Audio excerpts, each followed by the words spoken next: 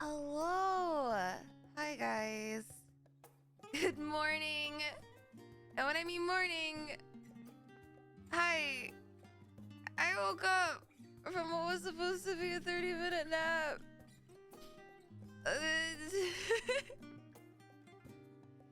Oh my god, job. Okay, I see. Never just, dude. I think I really overestimate um, how much, whatchamacallit? Oh my god, I'm like, yeah. How much jet lag is kicking my ass. And honestly, I thought I was okay last night because even after everything, like I woke up, no hangover, no headache, no nothing. I was in the clear. But man, after work today, I got so tired because from I believe from where I am, there's a 13-hour time difference that I have to overcome. So like I'm so used to like my daytime here is usually my nighttime in Korea. I got so fucking tired. Jet lag and on soju. Yeah, no, I was fine this morning. The secret to having immunity to jet lag is to just be EP all the time. Okay, well, that's not a good thing either because I don't want to do anything when I'm EP. Oh my god. Sorry, I had to stretch. If I'm EP, I become God's most unproductive soldier. I can't do shit. Full speed ahead? Okay, wait. Whoa. Before we go full speed, we need to dust off the insanity board. I haven't updated it for the stuff that happened last session. And also, to be fair, it would be a great review. Because I was thinking about what was maybe up and coming today, and I was like, I don't think my mind is ready for what is about to happen. I don't think I fully grasped at the time what this will lead to. So we're gonna do that first. I also was originally planning on talking about my trip and like all this stuff, but I took a nap and I obviously did not have any of that shit prepared. So I'm just gonna leave that for Saturday or next stream. Whenever I had that scheduled. The missile is very tired. She is EP. Am I a missile? Missile? Am I a tactical nuke? What am I? Am I heat seeking? What? Don't confuse me. I just woke up. Are you unaware of that meme? Yes. I didn't know there's a meme. Okay. Hold on. Pause.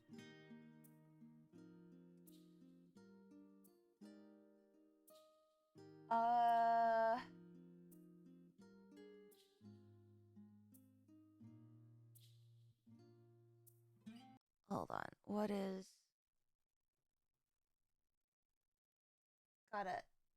Gotta move this and do this. The missile is very tired. He is eepy. The missile has had a very long day of splashing bandits and wants to take just a small sleep. He EB and Neebies to sleepy. I think I've seen enough. I think I've seen enough. Oh my god, I am EB and sleepy, but it's fine. It's fine. I think. Also, I should probably log into 14. Also, isn't there like an event in 14 today? Not today, but in general. It's something to do with the golden saucer, right? I'm kind of curious about it. The MGP bonus event. Is it for a holiday? I don't remember.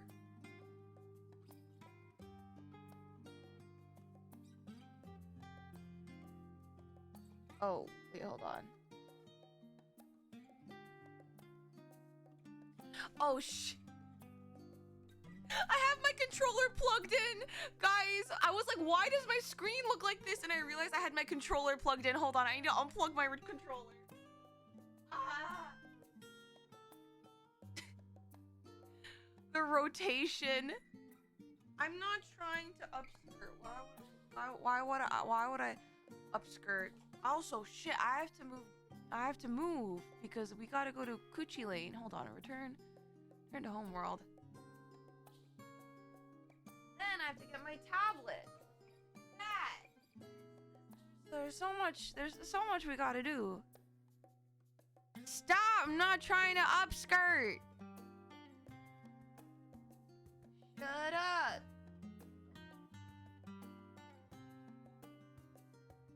In homeworld. Then we gotta go to Coochie Lane. And then we gotta there's things that we must do that have to happen. Okay. Visit another data center. Select world.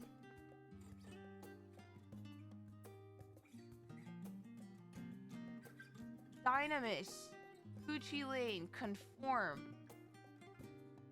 Yeah!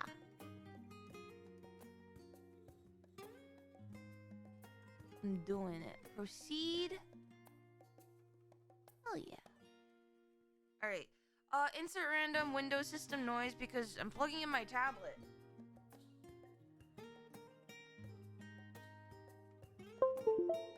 There we go. We have so much to catch up on from last stream. I hope you guys are prepared because I'm not. Yeah, we got a Dynamis. Okay, and Walker time. Also, are you guys proud? I have been leveling my dancer. It's been a while in general because I had to do a lot of prep work leading up to my trip to Korea. So MSQ has been on pause because I didn't want to end in a really awkward place. And by awkward, I mean a cliffhanger so dastardly it was literally going to kill me anyway.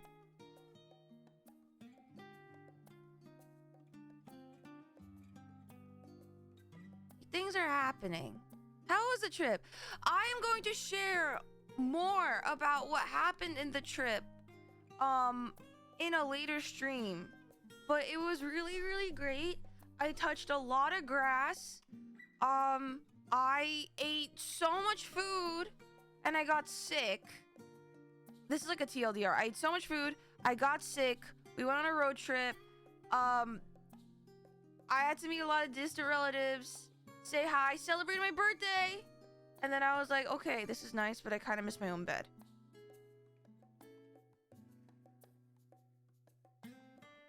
You got sick? Yeah. And I'll explain more. I'll explain more, but like my digestive system is a little bit sensitive. It's a little bit more sensitive. But the thing is, I could not keep up. Like I went with my brother, Yuzimii bro, and he eats like he's an athlete. And so he can eat a lot. Yuzimii.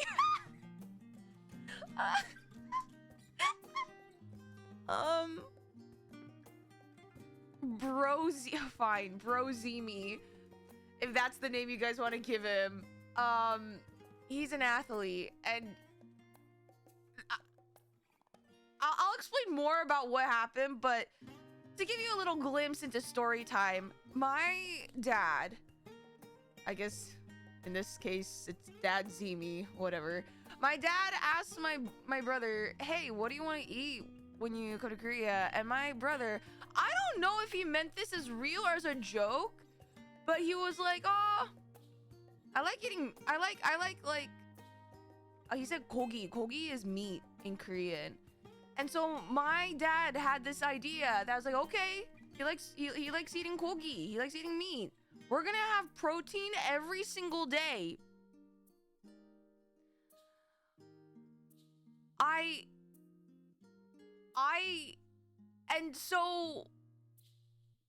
And nearly every day we had some large portion of protein. And don't get me wrong, it's not that I'm like a vegetarian. I just don't naturally eat large portions of meat because one, that's not very economical as an individual shopping groceries for myself. And even if I do eat protein, it's in like smaller quantities because I am not nearly as active as someone who, like, for example, if you guys want to know like how much of an athlete my brother is, he has played in like, he's just constantly active. He is climbing Mount Kilimanjaro next month and has been actively preparing for it. Obviously, I am nowhere near that level of fitness. But like, he consumed his protein because his body needs it, and that's fine. But I made the unfortunate decision to try and, because I also grew up in a household where it's like, if you leave food at the table, it's a little bit of a waste. And in Korea, there's not really a concept of, oh, let's pack up our leftovers and go. Like, that's not really a concept there. So to leave food behind is like, oh, it's a pity. Like, we literally say like, oh, it's a pity. Oh, like, ah, no, like, oh, that's a shame. Like, if we were to leave like leftovers because we bought the food. So I tried my best to, you know, clean up the plate, but my stomach couldn't catch up, so I got indigested. And when I got indigested, I wasn't having a great time.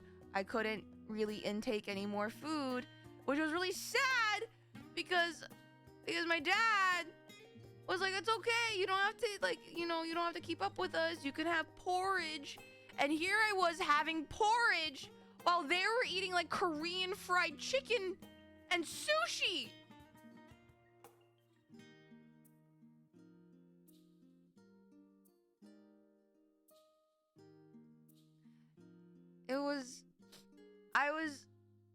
I was battling every inner demon because I was like, I was so not having fun because of my stomach. And yet I couldn't eat the good food.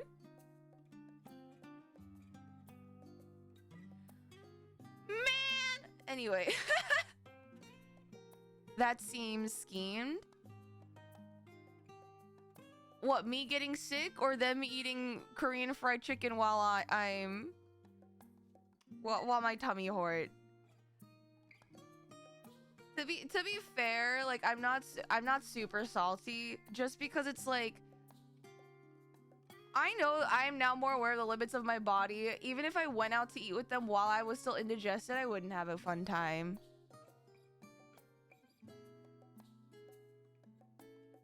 The protein for that's fine. And that's okay. I'm gonna be honest, because I go to Korea more often than I do my brother than my brother does. That was a weird sentence structure. Than my brother does. So like, I've had all this food before and he hasn't. So it's like, I'm not like missing out anything new. Like, I've had Korean fried chicken before. I have good Korean fried chicken. I've had sushi, or like, it's not sushi in Korea. It's called hue. Fresh raw fish. So I've had this before. I don't really feel like I was missing out an experience. I will say though, one good thing about me being tummy hurt sick was I got to stay home, And for me, when it comes to me being on vacation, I'm not the type of person who likes to constantly go out and do things. I'm just not built like that. I'm much more of a fan of like, hey, maybe there's a day we go out, but let's also have a day where we sit around and do nothing and just chill for a bit. Because I don't know, I don't really like running around. I am very much a homebody. And I think my family is acknowledging that.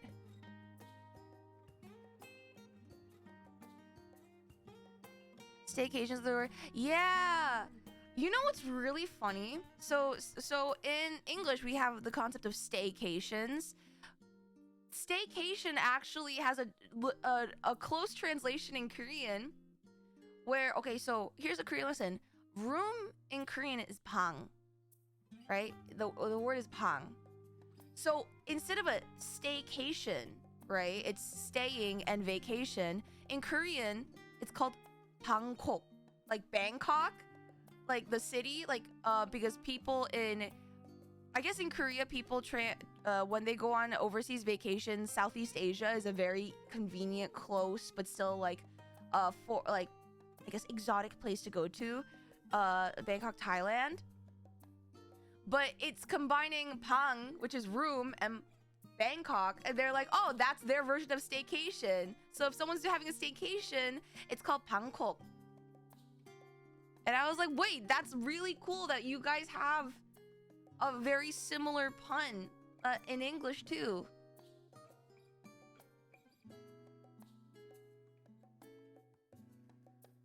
But anyway, I love puns in other languages. It really, I just find that, like, it really shows how clever people can be. Korean version of Disneyland World, then. We don't really have a Disneyland or Disney World. I think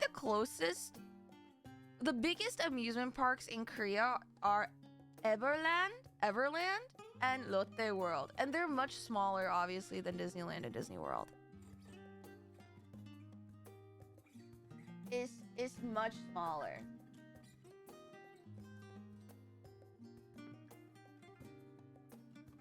All right, where is this Endwalker insanity board?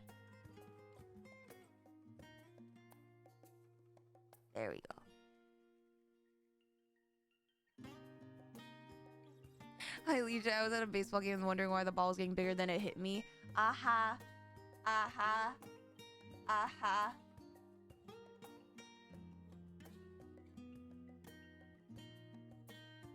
All right, let me see if we can get this.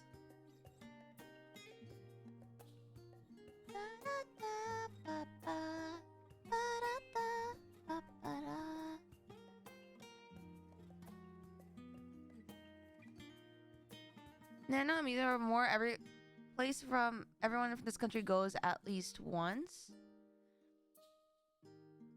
Oh, I guess. I don't know if it's specifically Bangkok. I know Thailand is just a very popular tourism place for people in Korea. Like, I know people who've vacationed to Thailand, Vietnam. I've also heard. I guess sometimes Australia.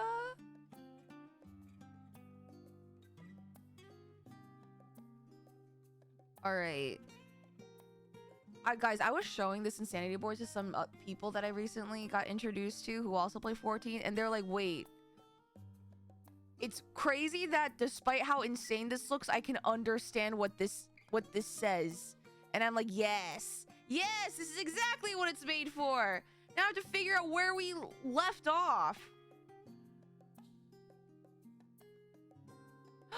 Oh my god, we left off at Palakistan. The baby!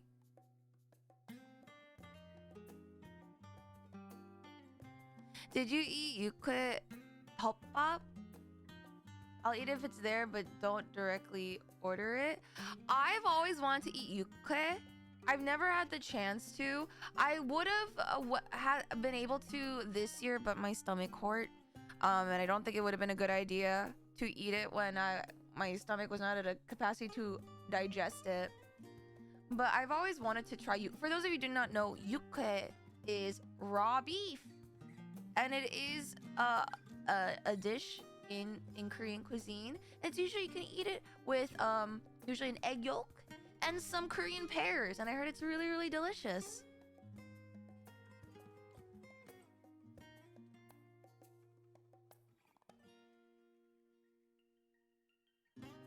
Gosh, okay. Let us attempt a review.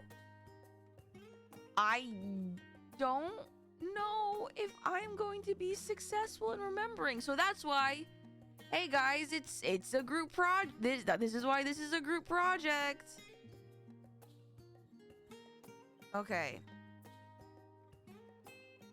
let's put this to the test. From Pakistan, in general, a lot of people are dying, a lot of people dead. We go with Matsya, because I believe at this point it's made known that we're trying to find his friends.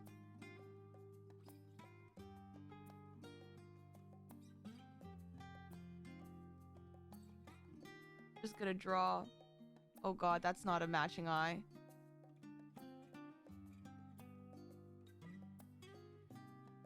He's just very in distress.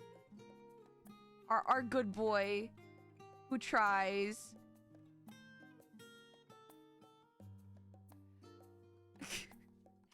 Good morning, Tickle. Oh my god, everyone's waking up late, I guess. Holy shit. We're doing our review right now. Welcome in. Also, my earbud just went out. Holy fuck. I need a better pair of earbuds. Yeah.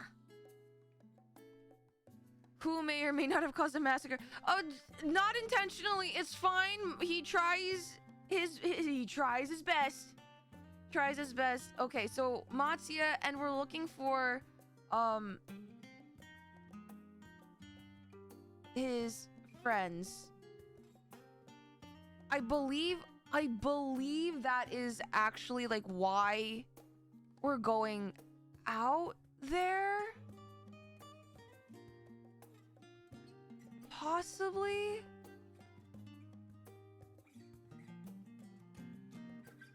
And so again, this is like one of those sessions where a lot happened and a lot didn't, because we go around essentially killing these abominations. I forget what they're called. These, what are they called? It's like the opposite of sin eaters. I think they are called abominations. Oh, Mivant and Carousel, thank you.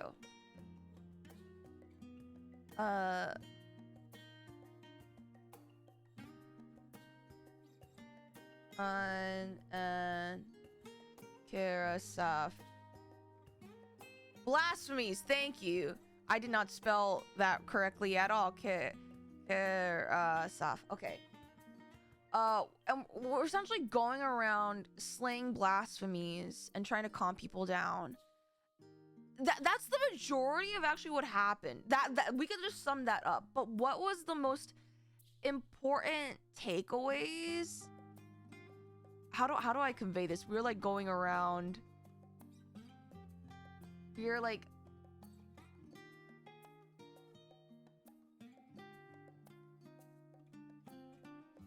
we are like, that's a, if this is a blasphemy, we're like killing them, and we're going around and like making sure like no one hurts them, or like, but like it's kind of sad because we're watching people transform into them. But I think the most important takeaway is that the people are actively losing hope, but it's one of the biggest turning points is that Matsya, wait, how do I do this? The people are like,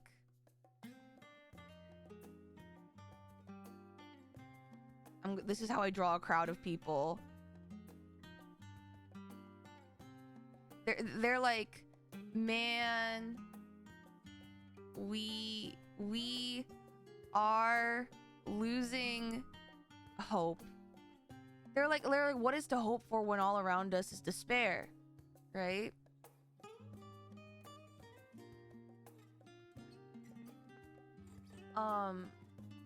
But Matsuya actually has such an important role because he kind of reminds them about, I guess, their the words of their belief, right?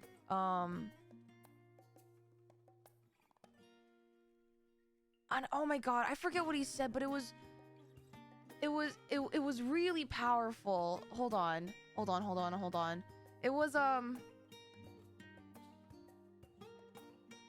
It was something about, it like actually made me tear up. Calming the people down with words of the divinities. No, exactly. It was like, and he was like saying like, this is something that I say to myself a lot when times are hard for me. Thank you, Nomad. Know this, my children, there is more ugliness than beauty in this world. To live is to suffer, to drink of calamity and drown in anguish, to toil and be tested always and ever. 'Tis a perilous path you walk. Death lurks in the dark, and it is the sole promise that awaits at journey's end. You will tremble with terror, you will weep tears of anger and despair, but do not avert your eyes. See your life for what it is. Then you will see how the hardships make you strong. Every doubt reforged as scales for your armor, every agony to temper your blade.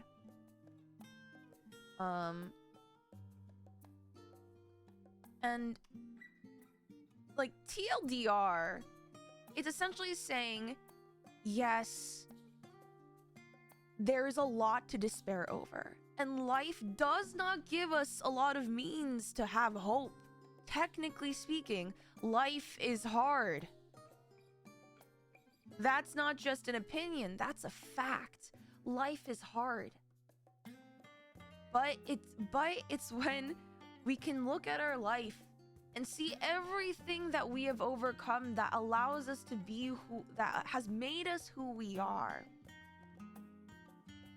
And we realize that those moments make us stronger. That's how we can continue on.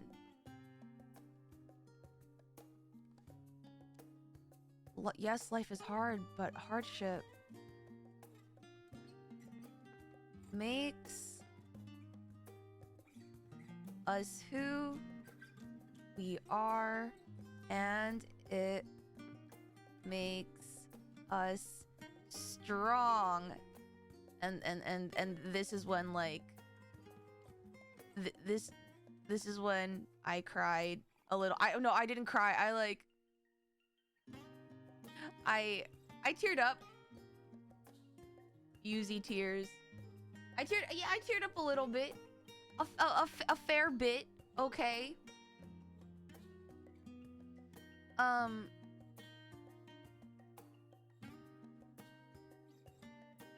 And there was so like I really loved how Matsuya, despite causing and probably he holds a lot of guilt over what happened with the whole thing of everyone starts turning and dying.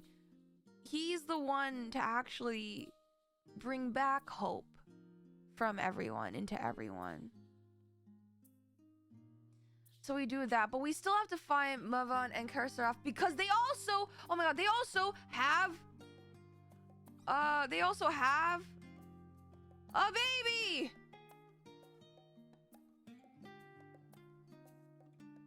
So we're still finding them when we can't find them. And we find Karsaraf. And he is dying. But we were able to like reassure him before he turned. So to prevent him from turning, so he dies before he turns, so he's okay. He's good. But then, you know what sucks? And I remember this scene, obviously for the trauma that it was, but we ended up at this beautiful, like, well. Like, I can't even, like... God. It was so pretty. It was like, it was a place where I would love to, like, take pictures. Except it's obviously ruined. I don't know if this is accurate, but I kind of remember, is there like a waterfall there? I don't know.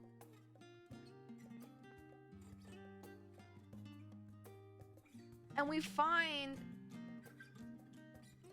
Mevan, who's being chased by a...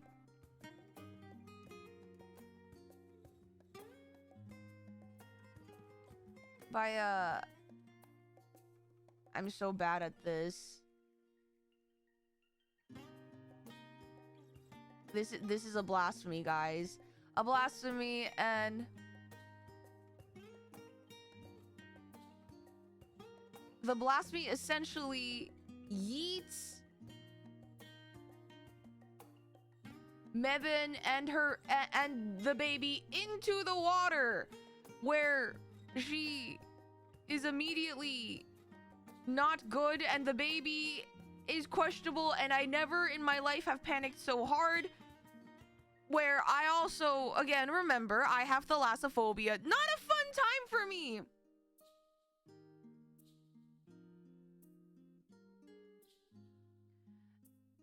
So we couldn't save Mevan, but at least she didn't turn.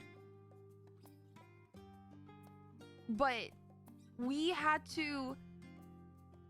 It was who? It was Alize. It was Alize, Alfie,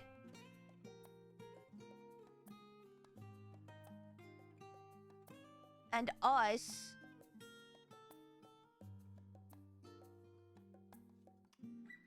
And we have to fight.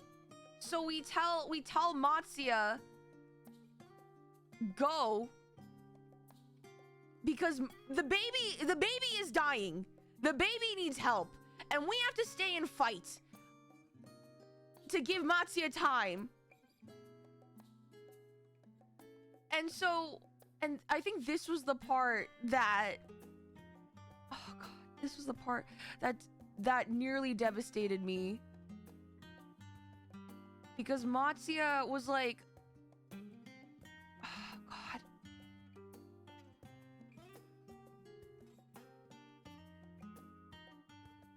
He was like holding this baby, this tiny, tiny baby.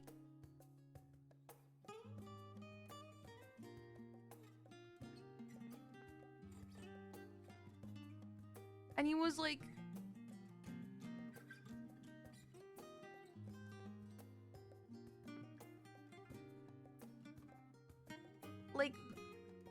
the baby was despairing and about to turn, and then that made Matsuya despair, and he was gonna turn, and it was just, he was trying to recite the divinities, and it wasn't working, and they were about to die, and it's also just like, why is a baby despairing?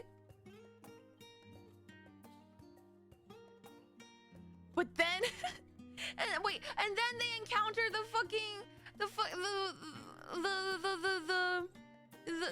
blasphemies.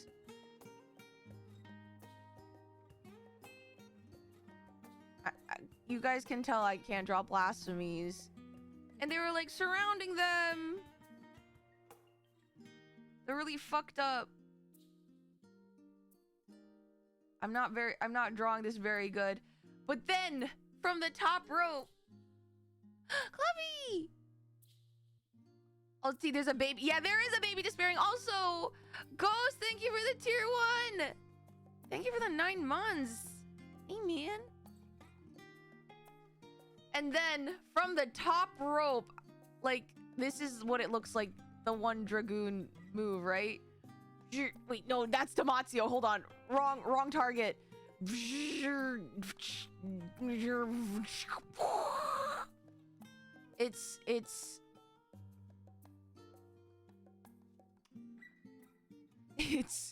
how do I do this?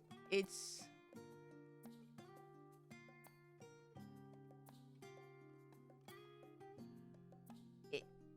How do I draw his helmet thing? I don't even know what his helmet looks like. But there's a spear.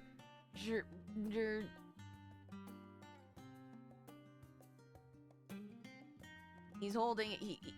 He's holding it, and he's kind of just flying there. That's from the top rope. Stadion. Wah!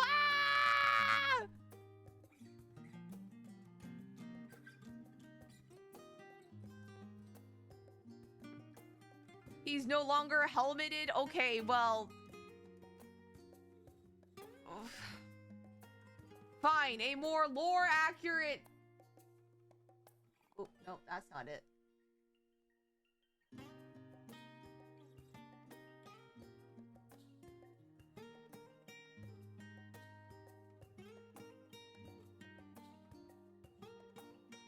I don't know how to draw side profiles.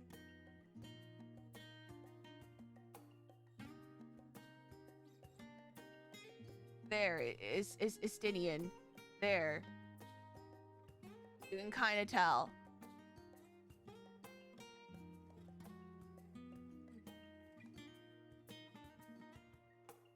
I'm sure Yuzimii was Stinky's #1 hater for a minute. Yeah, because he was edgy and brooding, and what he would do, he would just show up to places and then leave without any explanation. Nothing. He would just show up. Anyway, so Estinian comes and he just absolutely obliterates the blasphemies, and poor Matsuya can finally breathe a sigh of relief. And then there's also Vitra. Vitra shows up and he like calms the baby, or the baby likes him or something.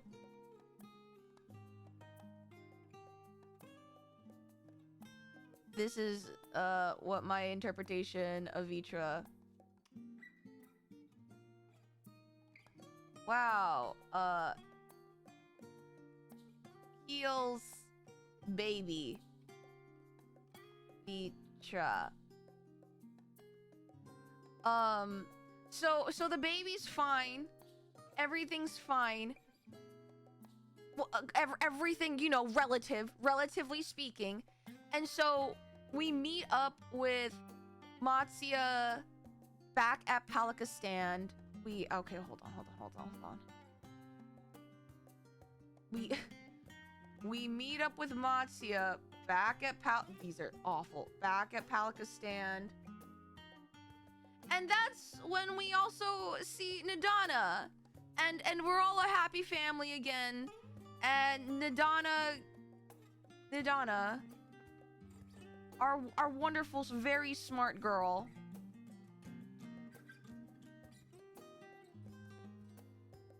I like really just borked her nose. Ooh, that's not it.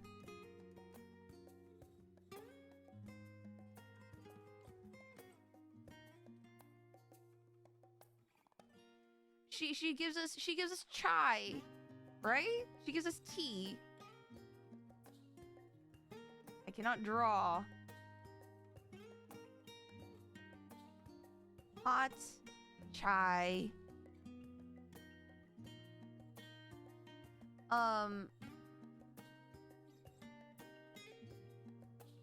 And that kind of soothes our spirits a little bit more.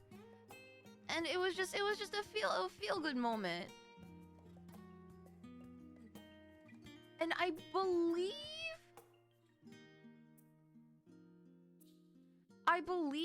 from that point we were asked to go back to Radzat-Han. I don't remember why, but we do, because we go back to Radzat-Han. That's when we unlock the job quests.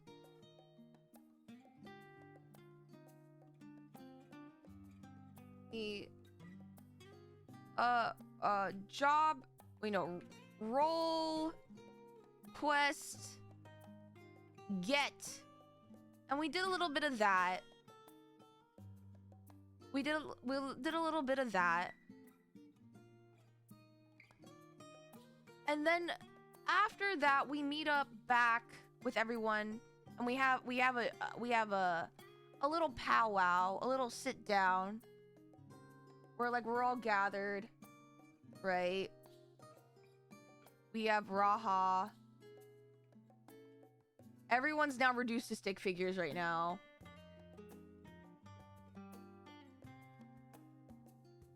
And then we have Alfie.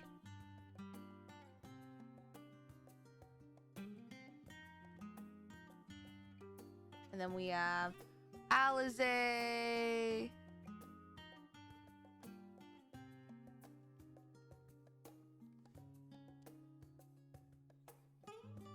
Oh, Vitra did reveal himself to the people. Wait, okay, that was also a huge thing. Because, oh, that's why we went to Radzahan. Okay. Thank you. We go to, okay, hold on. We go to, wait, hold on. Radzahan. I love how, like, I thought it was really adorable that we met with, like, kids who, like, hung out with,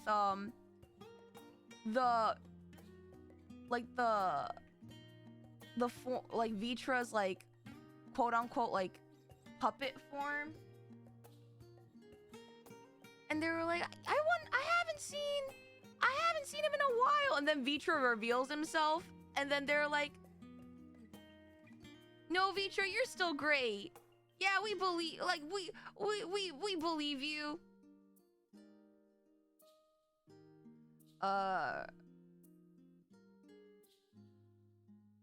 Vitra's humanoid OC. It's like the opposite of a fursona.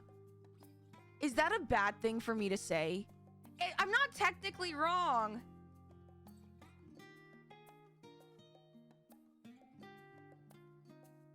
Sure. So a persona, I guess, reveals himself. And the people are like, you know what? Yeah, we're gonna listen to you and we're gonna build this trust. Why does Vitra look so bald? I don't know. I feel like he should have more spikes, but then he looks like a chicken. Oh, shit. What I also remember is the fucking forum shows up. Wait.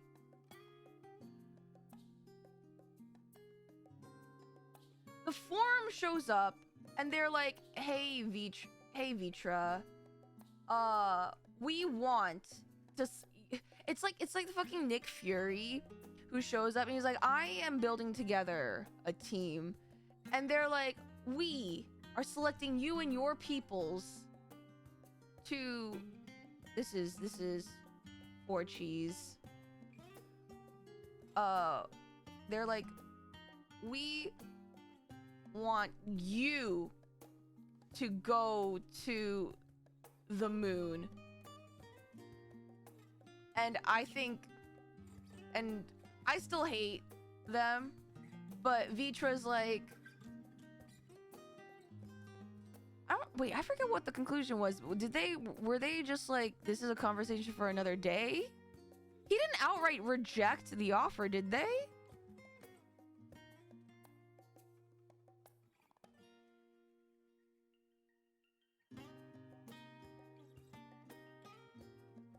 You're getting the bottom tusk and things on Vitra. I absolutely probably am. That's the wrong color. I every time I look at Vitra, I'm like, yeah, that's Vitra. But I never really remember what he looks like. I know what he looks like, but at the same time, I don't. It's very confusing. They wanted privacy. Vitra was like, nah, do it here. Yes, that is true. Shaved Monster Hunter monsters? Don't say that. What was the ending conclusion of what they said to Fortunal? I I swear they didn't outright reject him.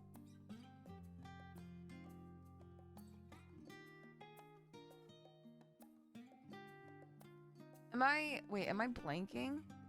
The people will consider it. Okay.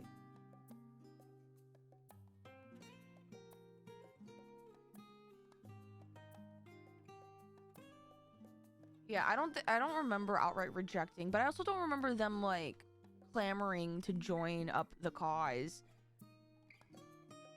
But anyway, we're sitting around at Reds at Han. Everyone's there, even Ishtola. Wait, Raha, Ishtola, Justinian. Was Justinian there? I think he was. Just aura farming in the corner. Urianger.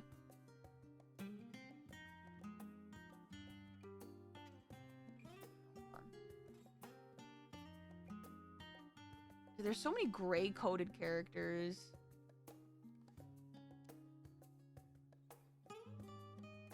Urianger. No, Urianger's on the moon. He's not there. He's not there. Thancred's there, though.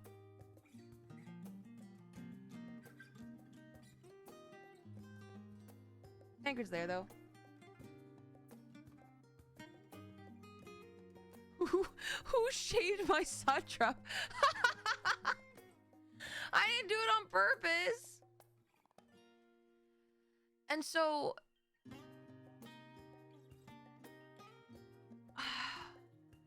Wait.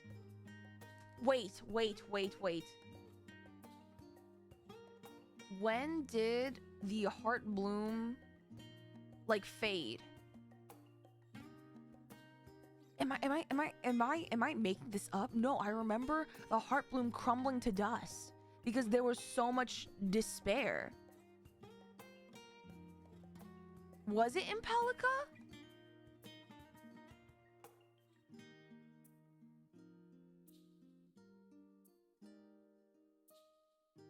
I remember this happened.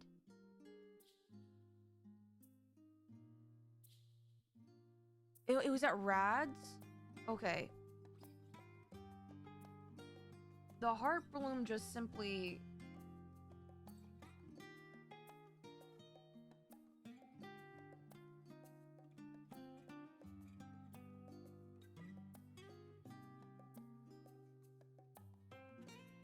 It just... It like, how do I... It like crumbled to dust.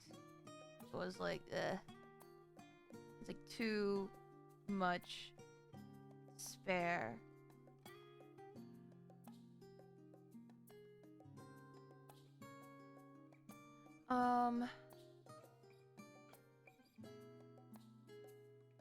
I know also Nadana talked about the ongoing theory of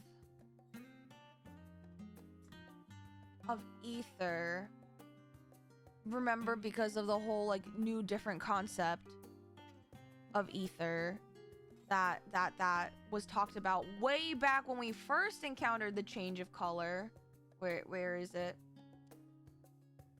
God, this board is too big.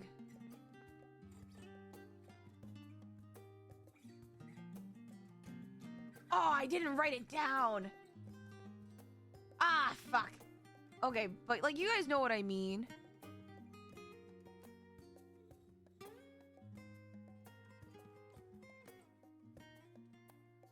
Okay, but the thing is that where we ended was when Raha was like, you know who we could talk to? Elidibus. He's trapped in the crystal tower, and I'm just like, is he even still alive? But why was it that we needed to go to the first in the first place to talk to Elidibus? Was it because we need to ask him about what happened in the final days?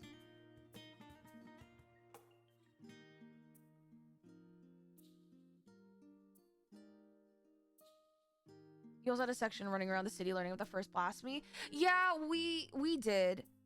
All we learned from that is how it formed, which was off of people's despair.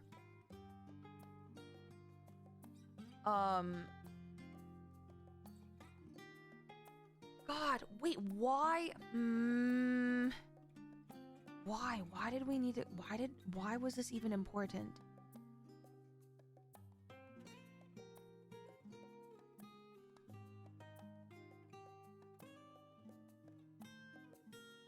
That's why you need to talk to an Asian.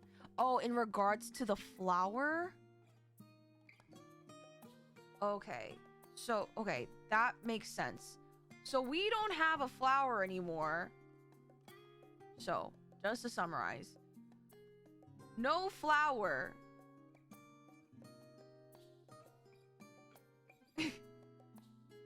And then Raha's like, you know who knows about the flower? Oh god. Oh. Now I can't believe in yet one more X-Pack I have to draw the structure. And it's not even good.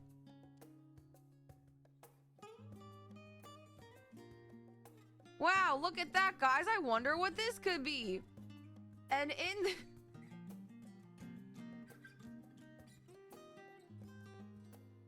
and trapped within its crystal is none other than God.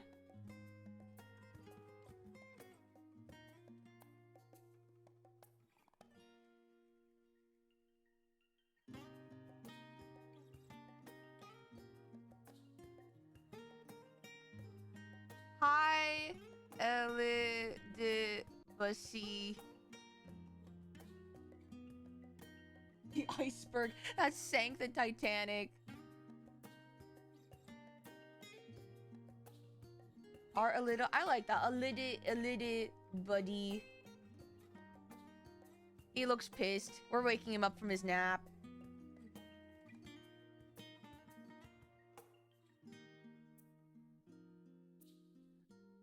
Oh my gosh. Also, thank you for the reminder. In a minute, we're going to have, at the top of every hour, we have 3-minute ads so that this stream can be pre-roll free so that new people, when they join the stream, will be hit with a wall of ads, which is perfect because we're about to wrap up our, whatchamacallit, our insanity board time, and then we can start MSQ. And would you look at that? We're only just over an hour. This is beautiful. This is great. The timing is everything. It's been 84 years. We're getting there. We are getting there. We're gonna go pay a visit.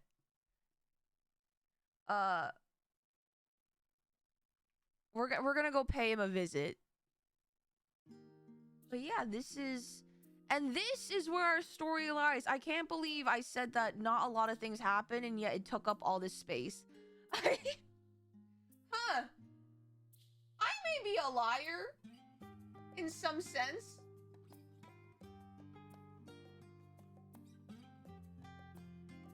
But yeah, I think this is a... Oh, well, that's not it. This is a pretty decent point. And we're at level 85 quests?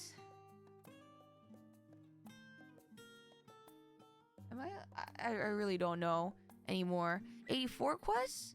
I really don't know how...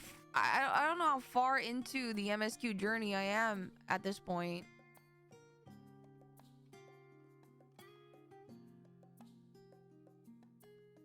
I'm gonna be so real.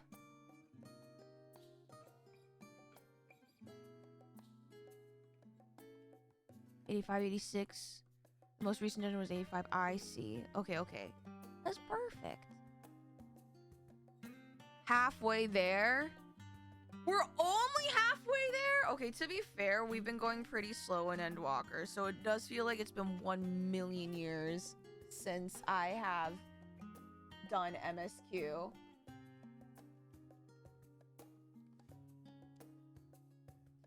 Alright.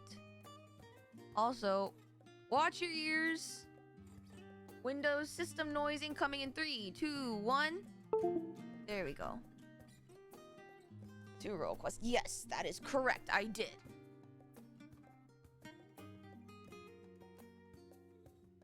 Ugh. I should also switch back to, wait, what am I rolling with? It's warrior. We're going with warrior today.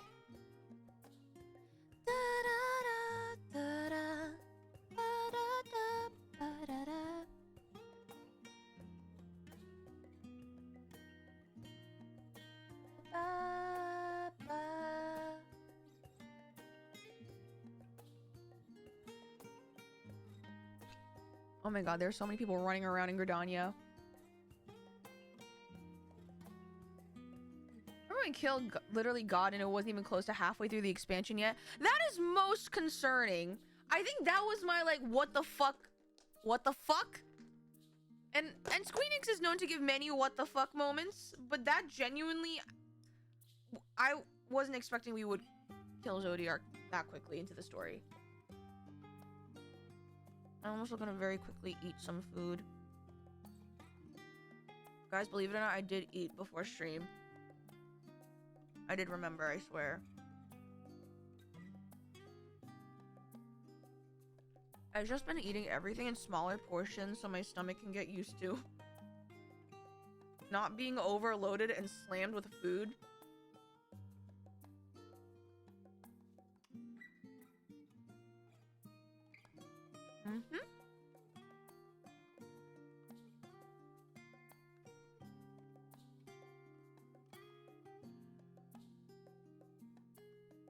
Oh, that's not it. Return to the Crystarium. Holy shit. No more full protein diet. Okay, I don't mind eating protein. I just have to have it with some vegetables. Yes, believe it or not, I really do like eating my vegetables. There's only very few vegetables I don't like. And even then, with the vegetables I don't like, I'll still eat them. I just won't enjoy myself eating them.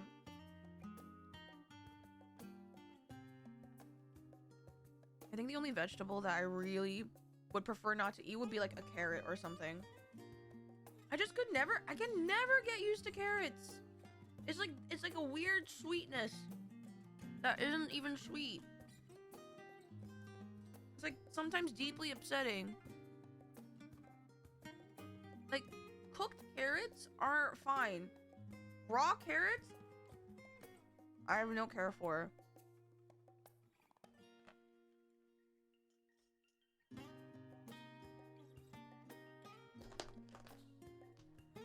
Like, I don't mind carrot cake. I don't mind, like, carrots when they're, like, cooked to the point of softness. I don't know, ma'am.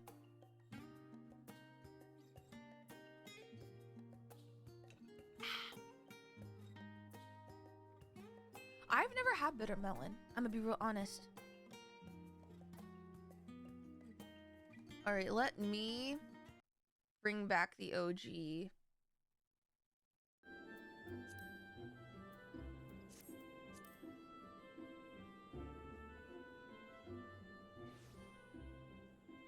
Okay, I'm hoping that the volume situation is fine.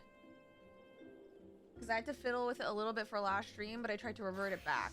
Hopefully, this is fine.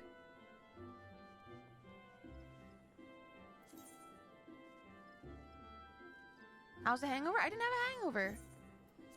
I've never had a hangover, and I didn't have one this morning. I was A-okay. Believe it or not.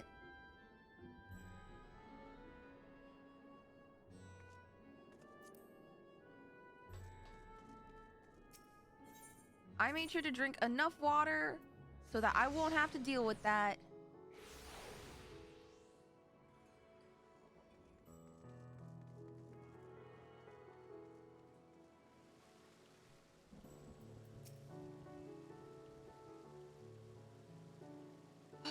Okay, are we ready? Should Reen ask questions? Don't hide the truth from her. If anything, see if she has any insights to offer.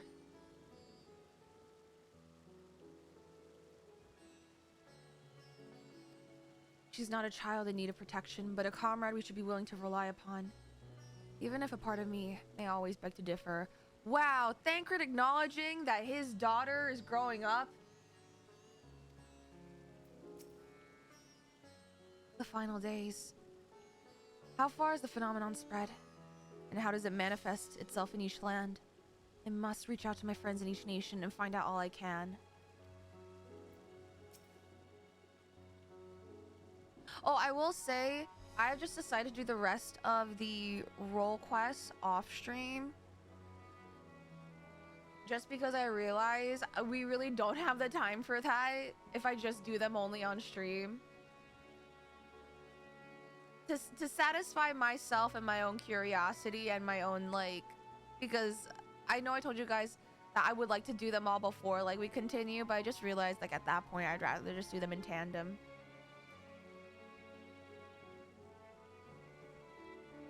Did you like them? I really liked the healer one. The tank one was okay. I feel like I appreciate the tank role quest for allowing me a deeper look into Connie Senna, especially because I've never done any of like the white mage quests. So it was nice. Definitely didn't have the same level of gravitas as obviously the Shadowbringer ones, but I haven't done any of the others yet, and so I'm curious. I plan on sussing them out, and I'll let you guys know how I feel. Your Yuzimii plays channel? I mean, I could do that if you guys want. I still have to record my Undertale stuff.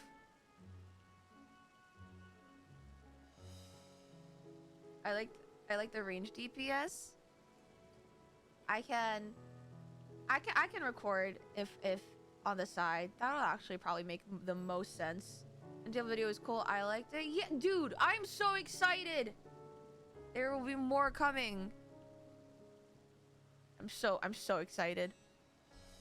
But anyway, one game at a time, and we're focusing on this game.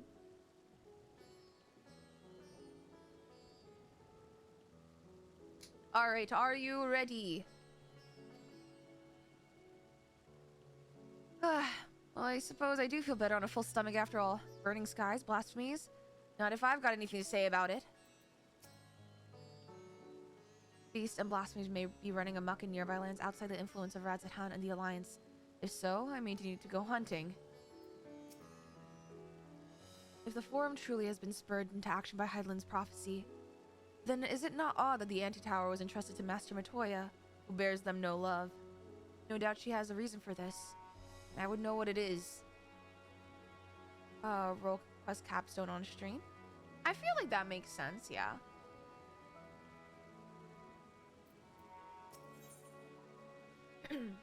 Return to the Crystarium. Grahatia has something he wishes to give to you. He has a gift for us? He has a gift for us?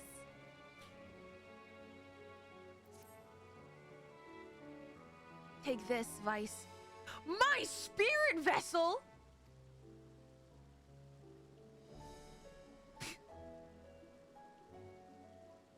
Empty now, of course, but it shall allow you to operate the tower's systems in the umbilicus. If even the smallest fragments of Elidibus' essence remain, it should be possible to locate it. As for access to the umbilicus, pray seek out Lena for assistance. Chances are she still stands watch at the Ascensor Gate. Should she or anyone else ask for me, tell them I am living my life to the fullest. That I am happy, hardships and all. Oh my god. Well, we had best be on our respective ways. God's willing, we'll see each other again ere long.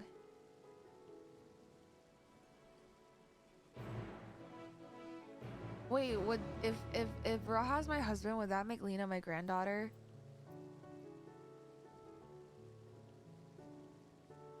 What do you mean he's pregnant? Since when? I did have Have a nice trip, Scion. And oh my god, hi Solu.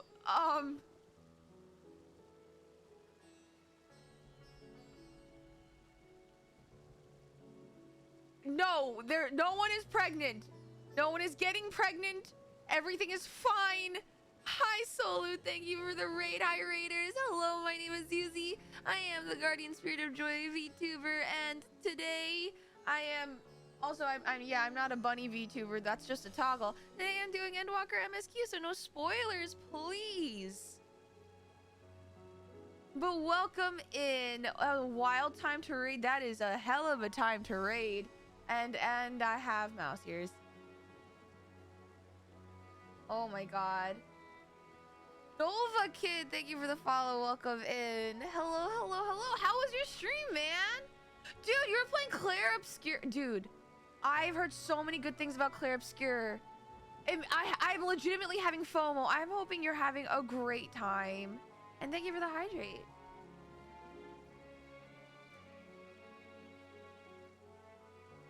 Man, is that a game I need to play too? Thank you for the stretch and posture check. Yeah, we're about to start MSQ, but that's a great time for me to say, please no spoilers. If you really need to express yourself about what's been going on in the stream, we do have a section in our Discord called, that's an Endwalker spoiler thread where I'm not allowed to go in, but you guys can talk all about what's happening in Endwalker without me seeing, but the mods are watching, so be good. Otherwise, emotes, you can smile, you can lahi away. If you want to keep this stream spoiler free, simply lahi. If you want to join us, I do have an MSQ Endwalker bingo board. I think some people here already have a bingo. But otherwise, be good. No spoilers. Or you will be sniped. And it will be on site. I can't believe they're ending walking. We need our cart. Yeah, man. Now it's jogging only. We will be jogging through Endwalker because there is no more walking anymore. I believe the bingo command is there. And I think that's mostly it. Oh, just be aware that sometimes, don't be shocked if my mods put in emote only, just for, you know, for like my sake.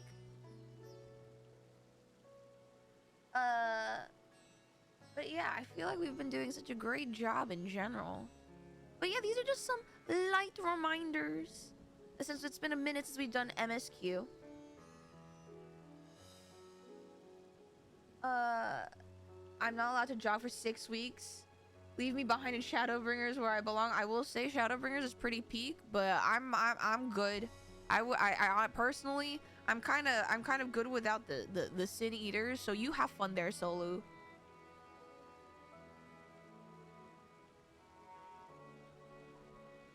Oh my god, soup. Lebanese green lentil soup. Okay, unironically, that sounds really good. Das Bilhamad. That sounds really, really good. I have not had Lebanese food, and I'm always very curious to try new dishes. Anyway, shall we? Hi, soup.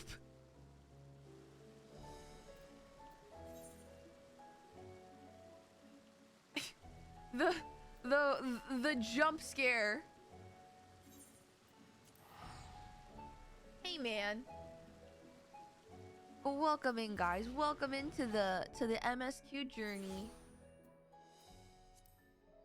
Fort job. Hey, listen, don't get it twisted. It's not what you think. Relax.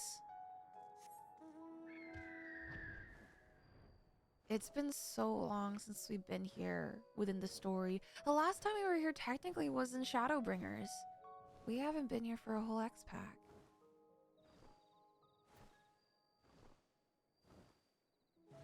I also didn't realize that people of the first know that Raha is alive. I thought they just assumed that he's dead. They have a little statue of him at the top.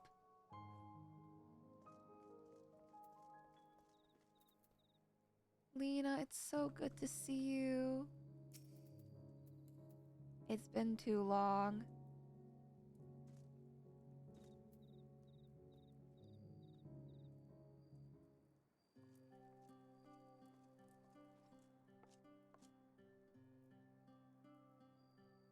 Vice, you are returned.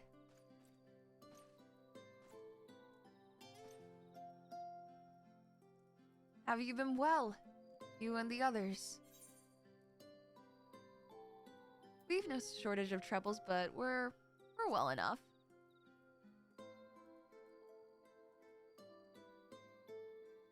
Then things are much the same for you as they were here. My lord is doubtless enjoying himself. Yeah, he's chilling. We're making sure he's sleeping well and well fed. He said this to you. These exact words. Oh, to know that he is happy. It fills my heart with joy. Oh, Lena. He misses you. Thank you, Vice, for taking care of him. When next you see him, please tell him not to overexert himself. Futile a request though it is. And tell him that all is well here. The peace you gifted us continues, and we work hard to build new lives for ourselves. In the course of this, we occasionally bicker, but we've never been more optimistic for the morrow.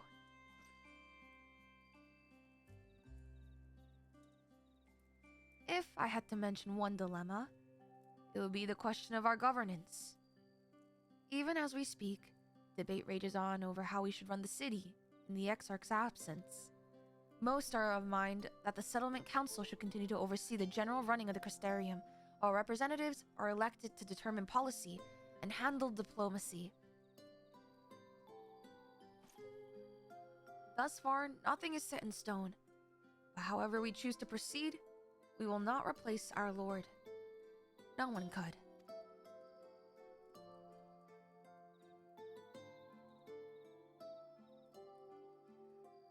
No one can.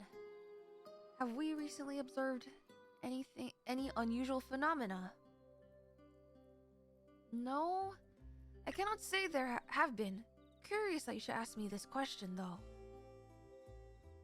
Some days ago, Reen came and asked the very same. She was rather unsettled, in stark contrast to how cheerful she had been of late. What does Reen know? She and the other Crystarium youths just hosted a festival, you see. It proved so popular that there are already plans for another celebration, one much bigger than the first. Between her preparations for the festival and the restoration of the empty, she struck me as happy and full of life. So when I saw her in a state of such worry, I couldn't help but feel worried in turn, especially since she wouldn't tell me what troubled her. I dare say she would be more willing to confide in you. May I ask you broach the subject with her?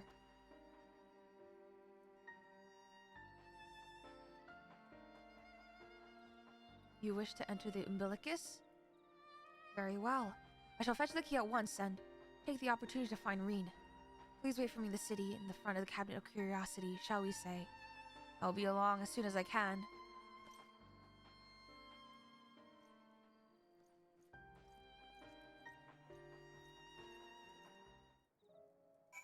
Man. Oh, I also forgot to say, Solus, thank you so much for the raid. If you have to go, and this goes for anyone else in Solus's raid, if you have to go eat, sleep, go outside, touch some grass, touch some ass with consent, because consent is sexy, please feel free to do so.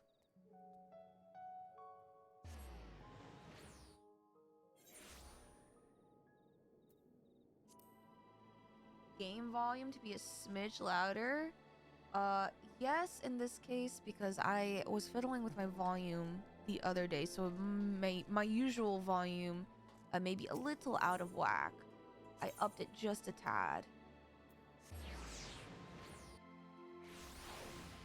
So hopefully things should be okay.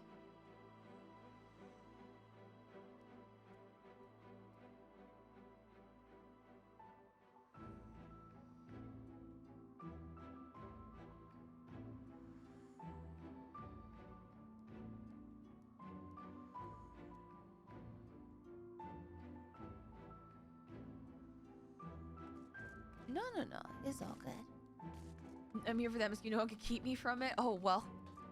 Here we are.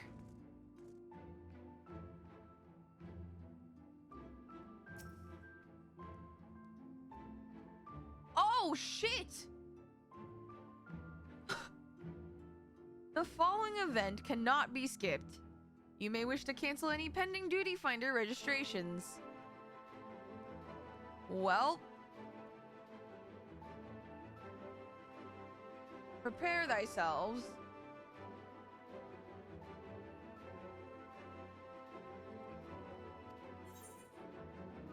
Thank you for the hydrate.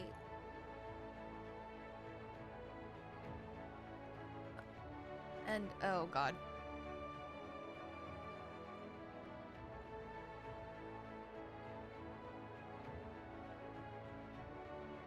All right.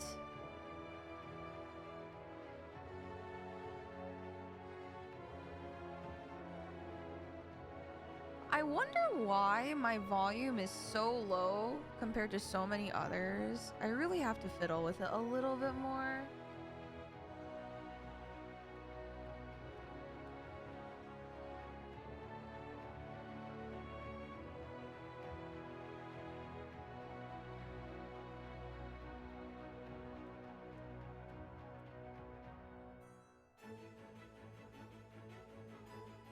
Yeah, we'll see.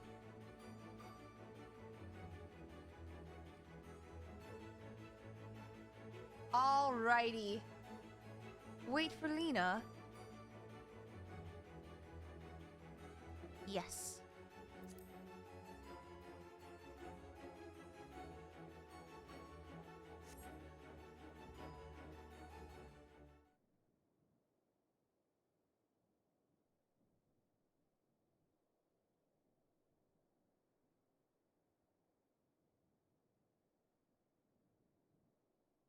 Why do I have a feeling we're gonna get jump scared? Do my old eyes deceive? Is that truly Vice?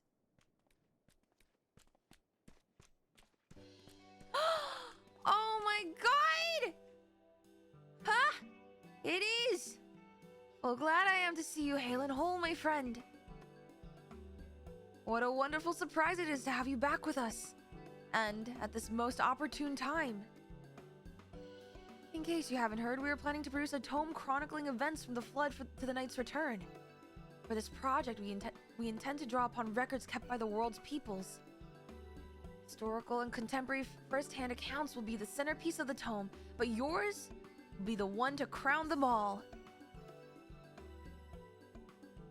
I've been asked to contribute a chapter on the soul, a subject that is key to understanding much of your endeavors. In the course of developing the spirit vessel, I gained valuable insight into travel beyond the rift. Knowledge that will allow me to attest to your existence and deeds. The fucking thumbs up emote. There is no end to the questions I would ask you, but if you could indulge me just one for now. In your quest to restore the night, you faced many a formidable foe. Oh, I didn't realize we were gonna just do a fucking interview. Okay. Among them, who offered you the greatest struggle? Oh.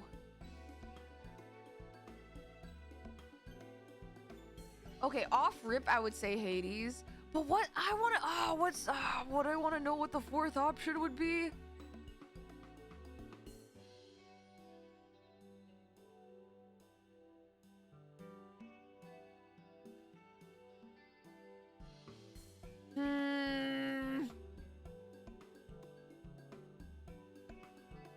Do I pick?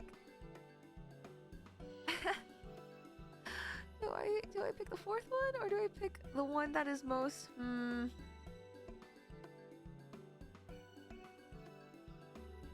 No. I genuinely think it's Hades.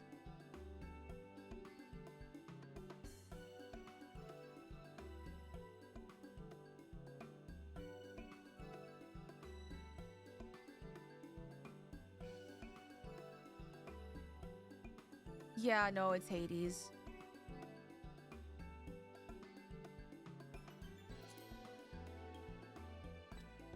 Ah, yes, Hades. He who sought to resurrect his ancient brethren. He was the final obstacle in your quest to restore the night. Your battle in the depths of the Tempest, the stuff of epics. But compelling as it is, I worry that mere words wouldn't do justice to that fateful confrontation. Not that we would think to admit it entirely, of course. No, at the very least, we will impress upon readers that it was the climax of your hero's journey. I was also thinking Elidibus, but technically speaking, Elidibus wasn't really impeding us during our quest for the night. He was post, technically. I know you love to talk your ear off, Morin, but we really should be on our way. Those documents from Yulmore won't collect themselves. Of course, and afterwards, would you care to join me for tea? I was hoping you might clarify a few points in your treatise? Till next time, then. You tell the others to look after themselves. Our overzealous friend, in particular. Remind him to not overexert himself. Again and again till his ears fall off, if that's what it takes for him to take it to heart. Ah, yes. My lovely workaholic Makote husband. Treatise. Thank you.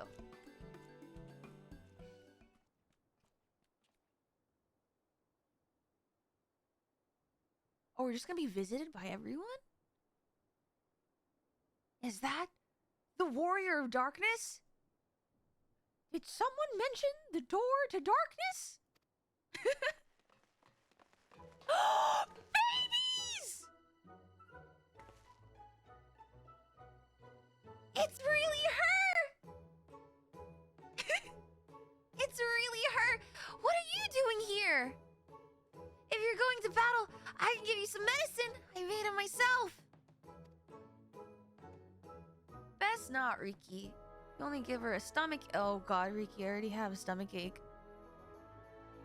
We've come to see Morin to get his advice. One of the guards finally agreed to teach us how to fight, but first, we need to choose a fighting style. While I know that I want to be a mage, Arkiel isn't sure. Magic isn't really my thing. So I was thinking of taking up the axe, or the sword, or maybe the bow. They all seem right, but it's hard to decide.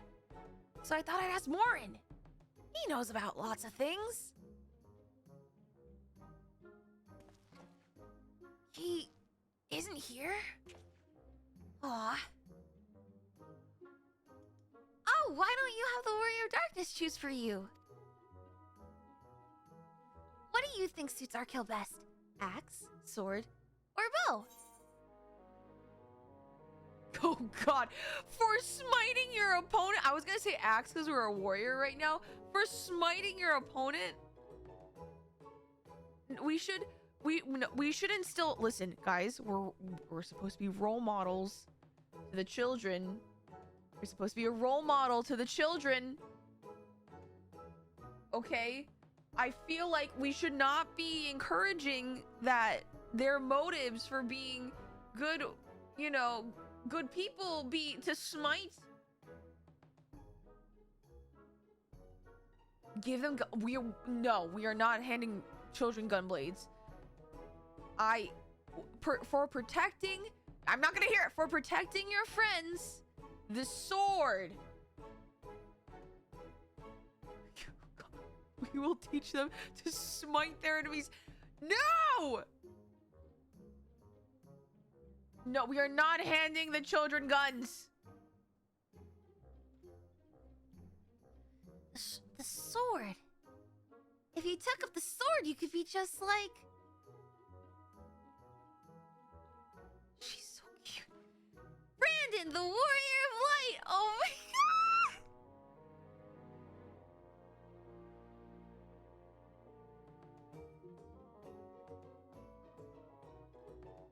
Wait, holy shit. Why am I tear? Wait.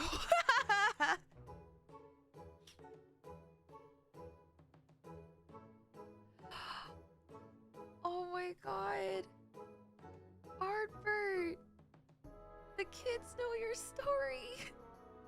The kids know your story. and they want to be like you. Artbert, we did it.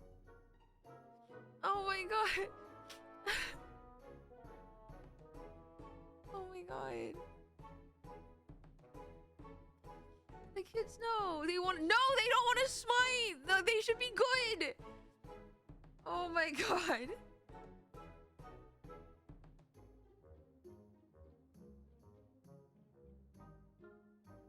Smiting is good. The kids are not going to be all right at this rate. The kids are not going to be all right.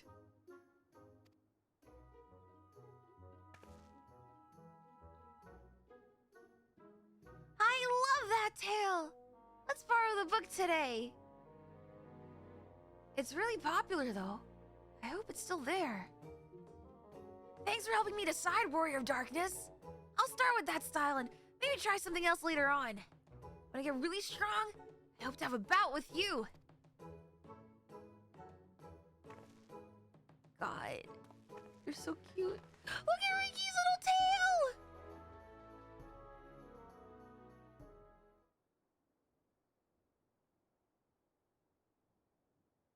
Who's next?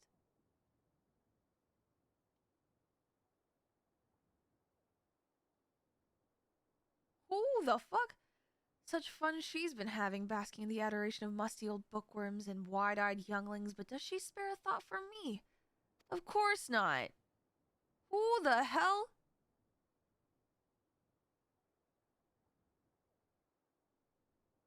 I waited and waited and waited, but she won't so much as acknowledge.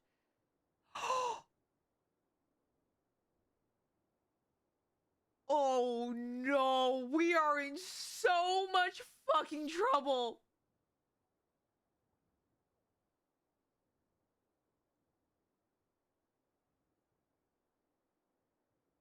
Oh shit, oh no,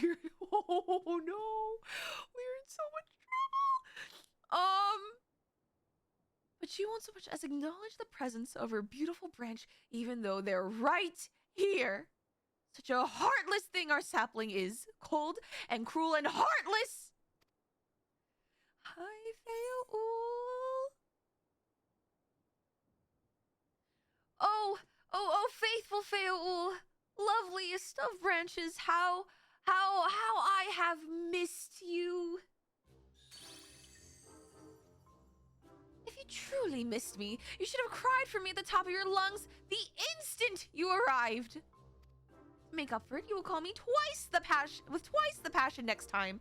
Though, for there to be a next time, you've some few struggles to overcome. So, my adorable sapling, the world is on the verge of destruction, is it? How do I know this? Joined as we are, spying on you is as simple as sliding down the back of a rainbow. Would that I could aid you in your quest, but the fate of we Fae folk is bound to that of the star. Whither it goes, so too do we follow. Such is our way. The most I could do for you is spare you the pain by gifting you the sweetest of eternal dreams. I'm good, thanks, but if escape's not to your liking, then you must struggle with your fellow mortals. But here are the ones you were waiting for. I wonder, what manner of conclusion awaits at tale's end? Everyone say we love you, Feoul! Please don't kill us. There she is! My apologies for the delay. Vice! It's so wonderful to see you again. You doubtless have much catching up to do, so I shall leave you to it. I've taken the liberty of unlocking the umbilicus, and you may enter at your leisure. I did not realize the height difference between Reen and Lena until now. Holy shit. There she is! Our sweet bean! I'm relieved to hear that everyone's well. I've had this feeling, like a pit in my stomach. I was afraid that something might have happened. Well, something, mayhaps. Maybe I'm overthinking things, but it's just that...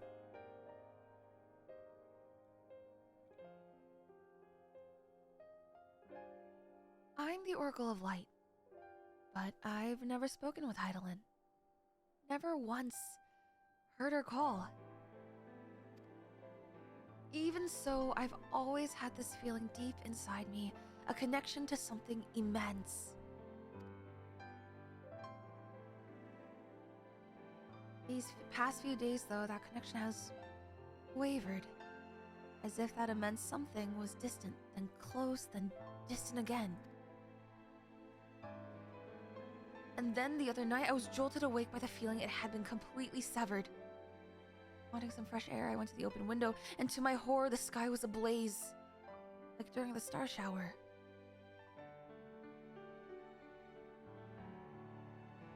But then I blinked, and everything was normal. Next day, no one said a thing. No one else had seen what I'd seen. As far as I could tell, nothing was out of the ordinary. I began to wonder if it was a figment of a half-remembered dream.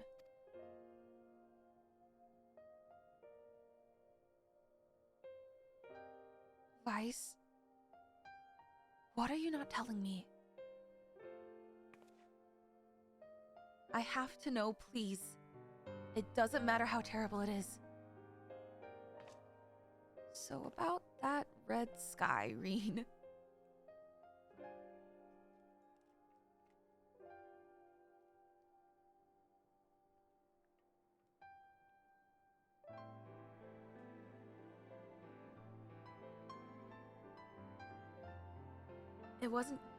It wasn't my imagination then. The doom we witnessed in Amarat has come again. I can't believe it.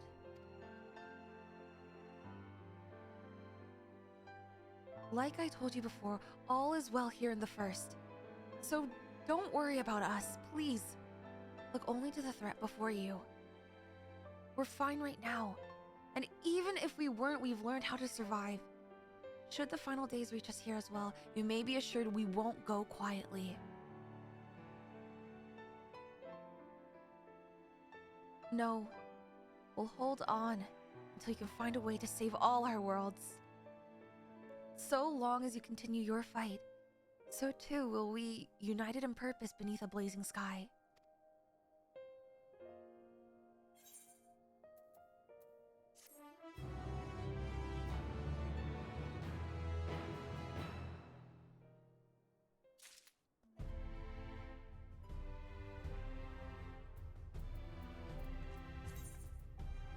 Man,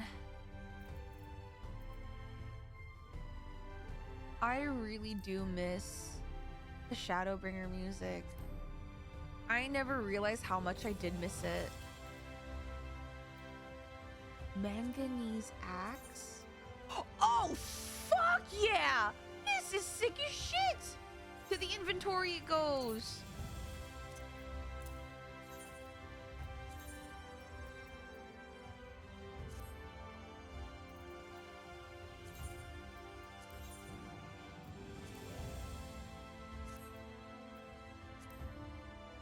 Clean inventory jump scare? Oh no.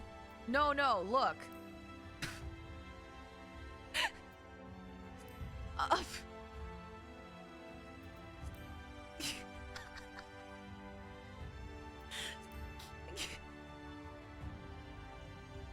Clean inventory, not armory. I'm just, listen, all I'm saying is like, don't be too happy right now. Girl, you live like this. I don't mean to be. I don't intend. Okay.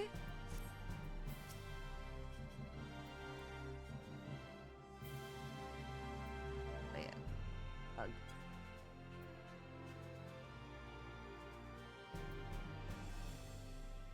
Don't judge an armory by its fullness.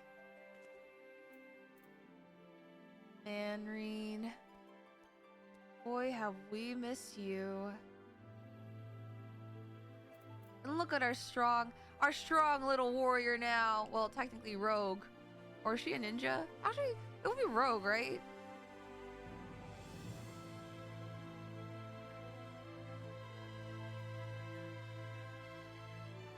Okay.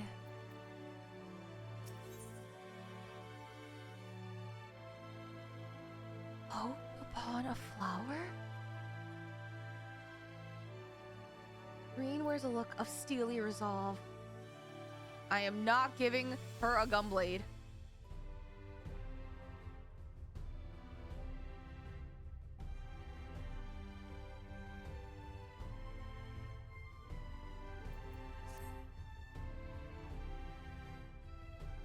You're headed to the umbilicus to consult with Elidibus, right? I'll do some consulting of my own and speak with Lena. Decide how we might best prepare for the final days. So it's farewell for now. But we'll see each other again. I'm certain of it.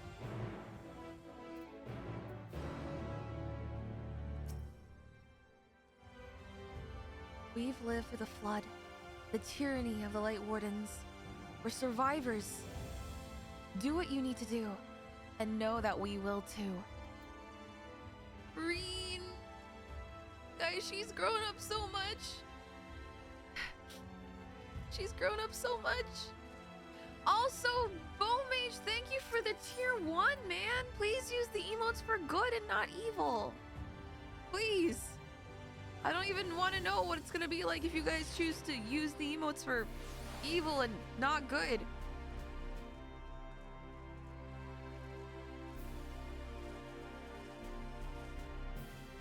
Okay, all right.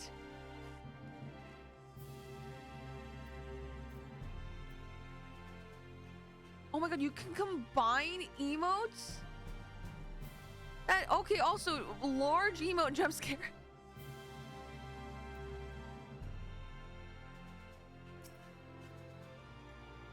Ah, Mistress Vice, welcome back. The captain has told me all. Give the world and I will show you the ocular.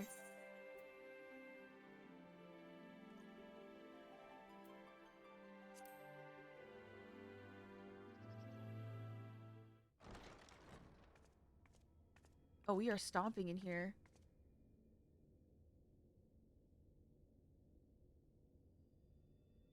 Man, it feels empty.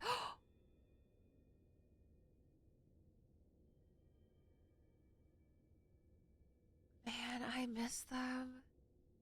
I miss this.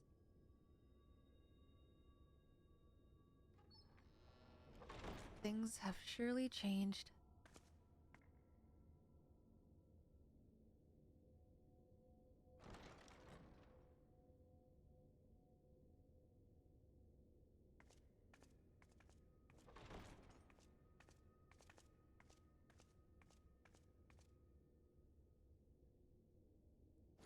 All right.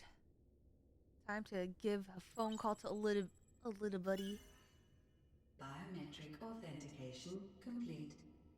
Please state your business. Oh my god, I did not. Keep on forgetting the crystal towers of Allegan make. Raha is an Allegan otaku.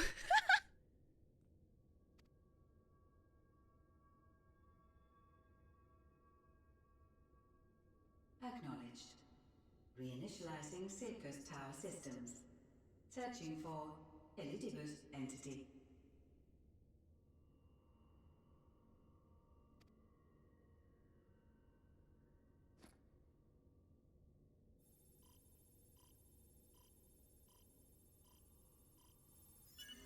Target located in subterranean core power accumulator. Projecting image. Oh shoot, wait, I'm gonna quickly say this. Vault, thank you so much for the raid. Hi raiders, hello, my name is Yuzimii and I'm the Guardian Spirit of Joy, and today I'm doing Final Fantasy XIV MSQ. Hi Vault, hope you had a good stream. Yellow, yellow.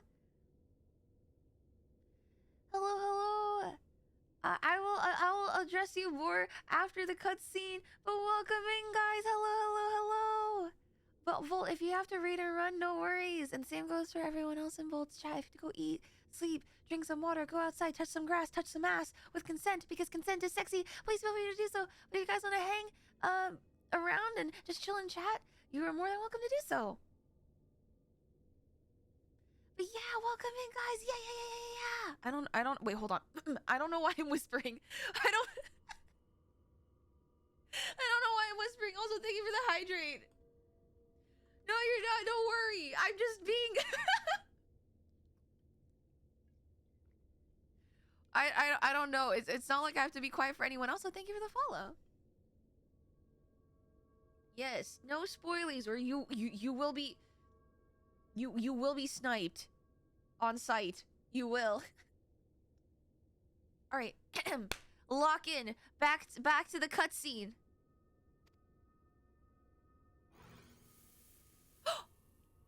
My home. My friends. No more than a dream. Not Elidibus doing the teleports behind you. Hey, man. How are you? Is this him or is this a memory?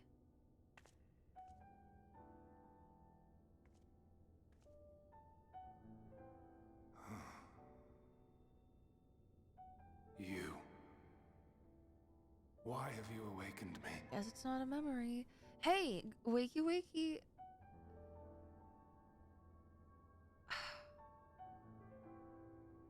We have some questions.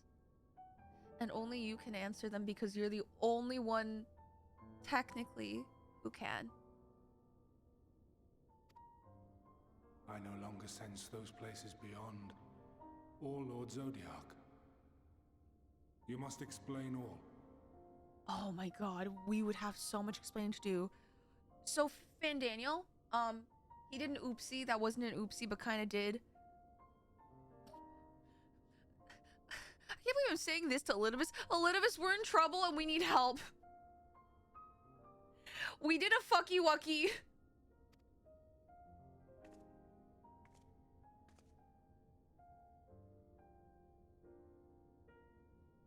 We need help. Help. So, he is fallen, and my brethren's souls returned to the star.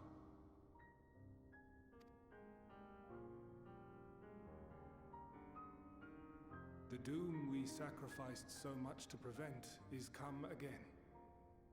Old burdens now yours to bear. But if this is Fandaniel's design, then I, as Elidibus, have a duty to fulfill. Wait, still? I mean, you were the heart. Your unsolicited act has restored to me some few memories of the convocation. Oh my god, we're getting convocation lore? In the year of our Lord Endwalker? Such knowledge as I have, I will share.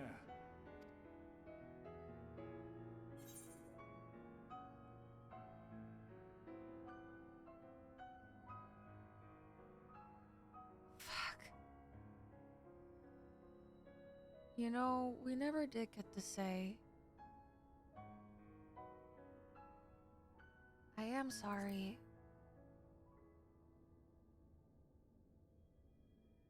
Why apologize for receiving a favor of the defeated? If it sits ill, consider it payment for freeing Lord Zodiac from servitude. That is one way of looking at it, sure. Where to begin?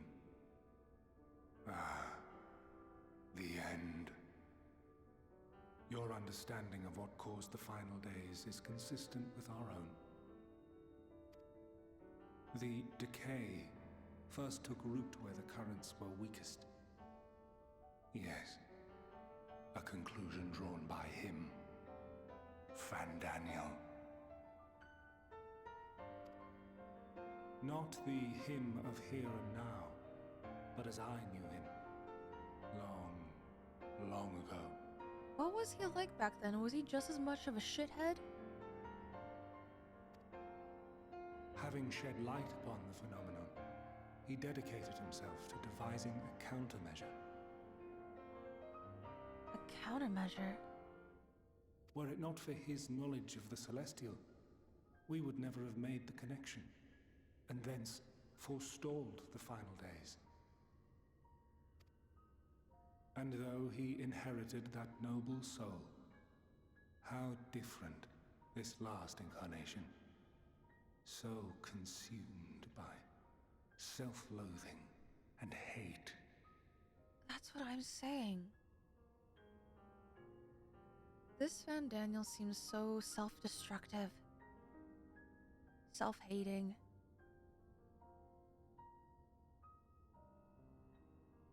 so very self-loathing and harming. Why?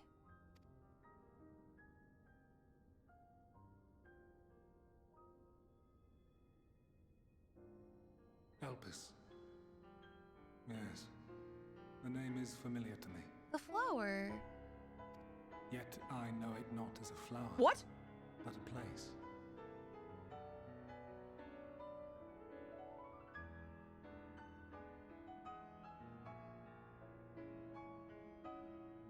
Where? Was it like Amarat? Like back then when everything was whole? A testing facility for determining which of our creations were fit to be released into the world. Oh, it was their lab? Many worked there. And before joining the convocation and assuming the title of Fandaniel, he was their chief. Oh my god, that makes so much sense. He has... Of course the crazy scientist would be running the giant lab. He was Hermes.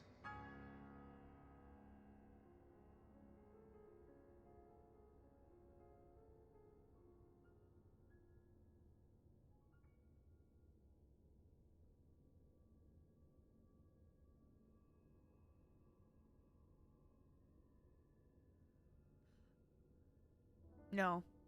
Nope. No. No. No. Where's my Shadowbringer's board? Hold on. I know we're in the middle of a cutscene, but hold on. Oh, do I finish a cutscene or do this now?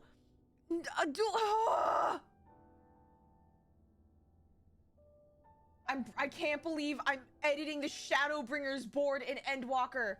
Where is it? Where is it? Oh my god! Hold on. Hold on.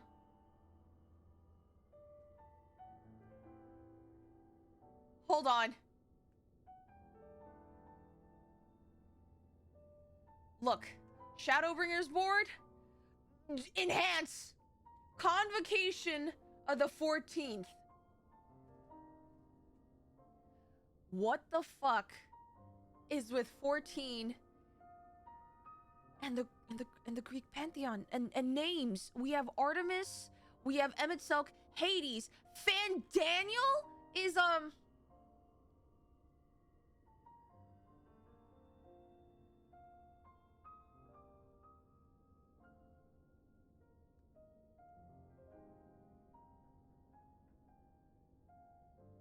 Oh, give me 1 second, guys.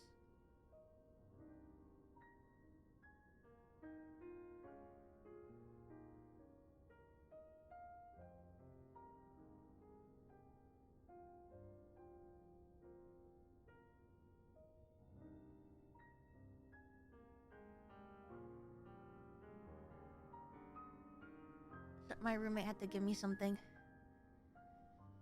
Okay. Hermes. Look, you know what? At first, just for the sheer okay, hold on. Let's list. Like, let's not ignore the fact that the Greek pantheon starts with. I'm using my mouse because I don't have my tablet. Zeus, the big three. Zeus, Hades. I can't spell. And Poseidon.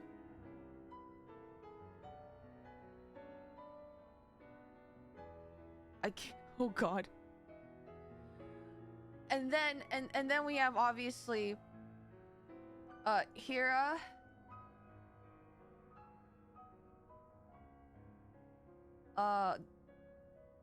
Athena.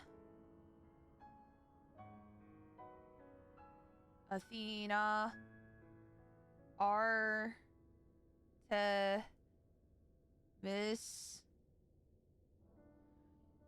and Aphrodite. Oh god, I cannot. Am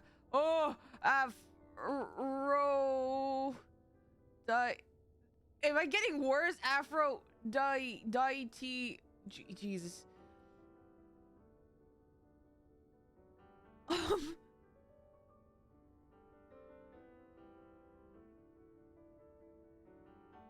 Oh no, because I was listing out the women, because that's just what makes sense for me.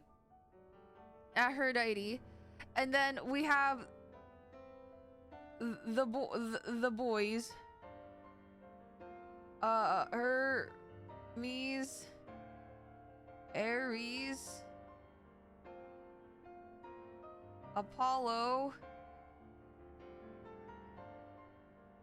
1, 2, 3, 4, 5, 6, 7, 8, 9, 10. Apollo. Oh,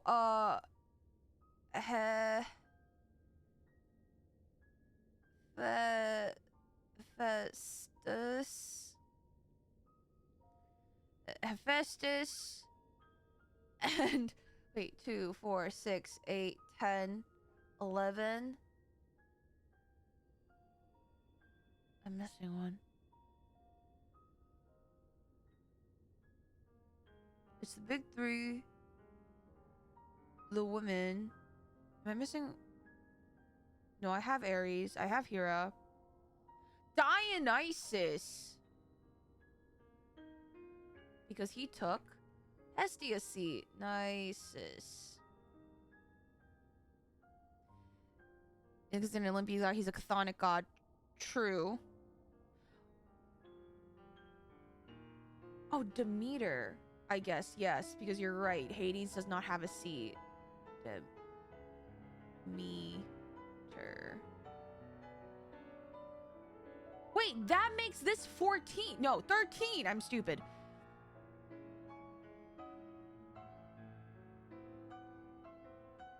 So I can count. I can count. It's fine. This is fine. This is fine. So I guess if we have Hestia, this makes 14. The only problem is that we know Gaia is among this. Gaia was technically a Titan. No, not even a Titan. Gaia was just an ancient being.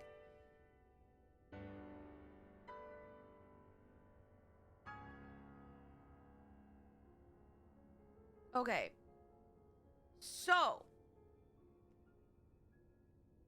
God. Also, in 2 minutes, because at the top, we'll be running an ad break, because a 3-minute ad break is at the top of every hour. We run a 3-minute ad break so that this can be a pre-roll free stream, so that when new people come join the stream, they won't be hit with a wall of ads. They can just join the fun. Okay. We have, who is accounted for? Artemis is accounted for. Hades is accounted for. We have Hermes. And every Asian in the convocation has 2 names. One of them, the one name, I swear, are all of these? I don't think Logrif is Hebrew. I know Labria, Elidibus, and Emitselk are Hebrew. Nabrialis, I think maybe. But I don't know. They have one name, and then they have, I'm gonna say, a Greek name.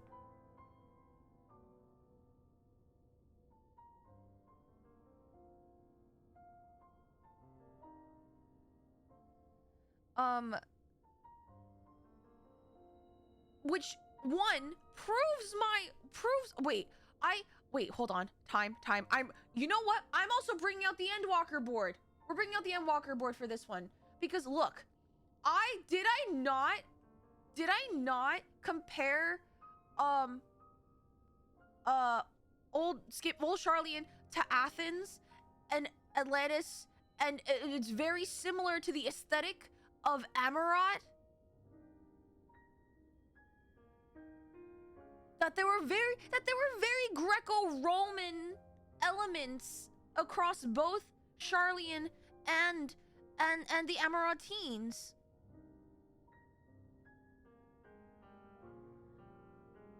And so this falls in line that the convocation would be very Greco-Roman-esque. But does that mean all of these have a direct relations to what are we gonna do? Are we gonna meet, I don't know, Zeus? Are we gonna like meet Zeus, Hera, Poseidon, Athena, Aphrodite, Ares, Apollo, Hephaestus, Dionysus, Demeter. I don't think we're gonna meet Hestia, because we already have Hera. I mean, not Hera, Gaia.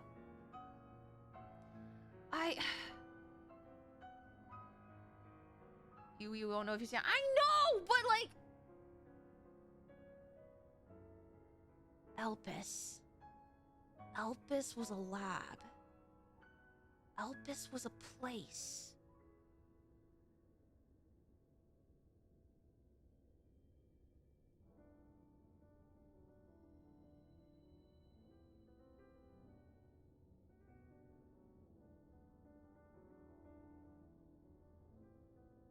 Shoot, I forget.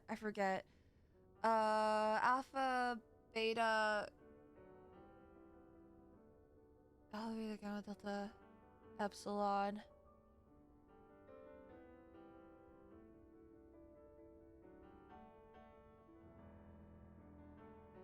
Is iota just iota?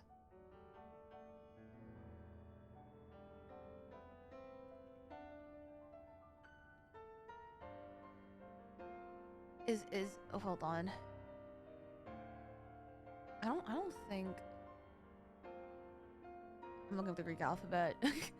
Oh, Elpis. It would be sigma. Epsilon, lambda, pi, iota, sigma. Elpis.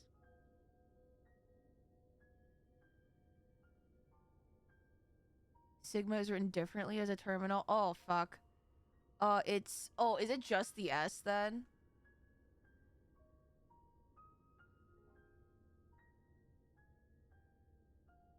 It looks like a C. It's like that. Which I guess is an S. Elpis. What? You're a place. You're a lab.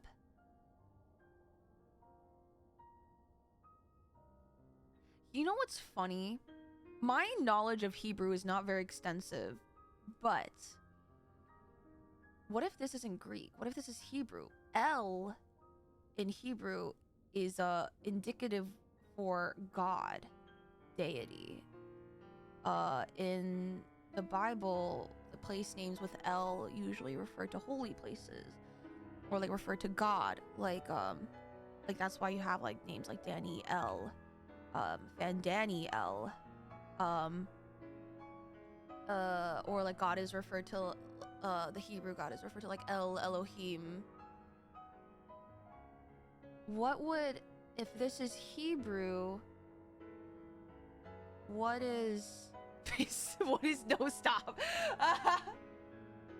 Also, it is Greek.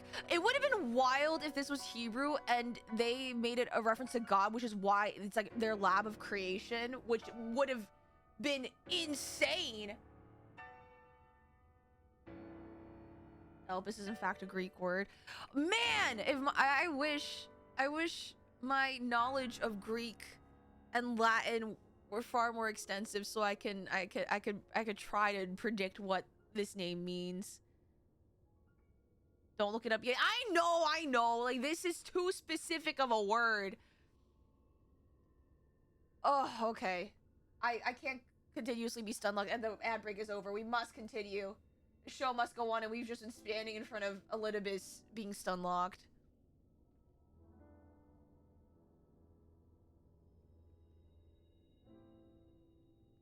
Man! I did not realize. Okay.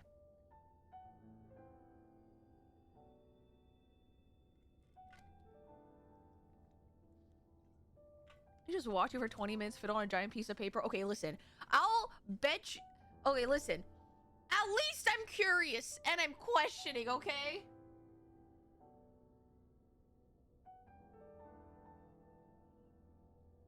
He was Hermes.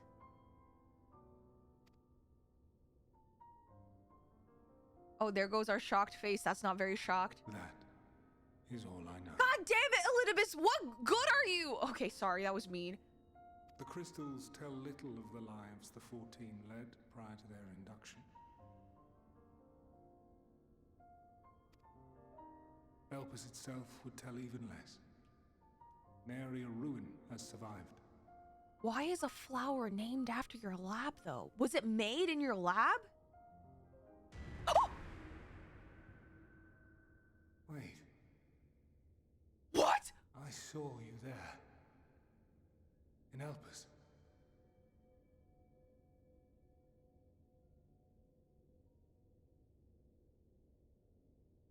Was that us, or was that a different us when our soul was more whole? Elizabeth, who were we? No, I did not. But I did. I did. A lingering trace of impossibility. Who were we?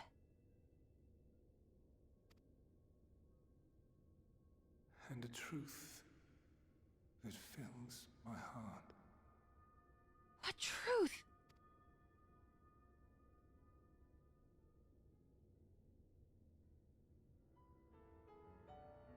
My memories remain clouded. I swear to God, Elizabeth! However, they have revealed to me one possible course. You must travel to Elpis, to the time when Hermes served as its chief. What?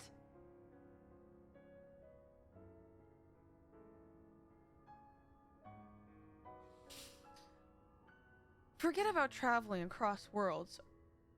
Are you telling me? Are you telling me we're gonna fucking time travel in this game? Are we are we time traveling? And not only that, are we like doing a whole go back to the future, but instead we're gonna meet Fan Daniel and try to therapy him so that he doesn't become depressed and suicidal?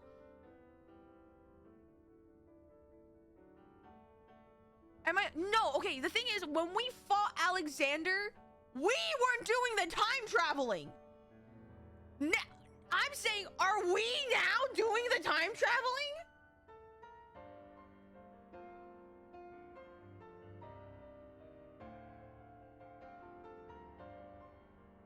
Wait, what do you mean we're going back? I thought that meant the Crystarium! I didn't mean in time! Time traveling, Alexander, drop off the chair. Oh shit, you're right. I guess.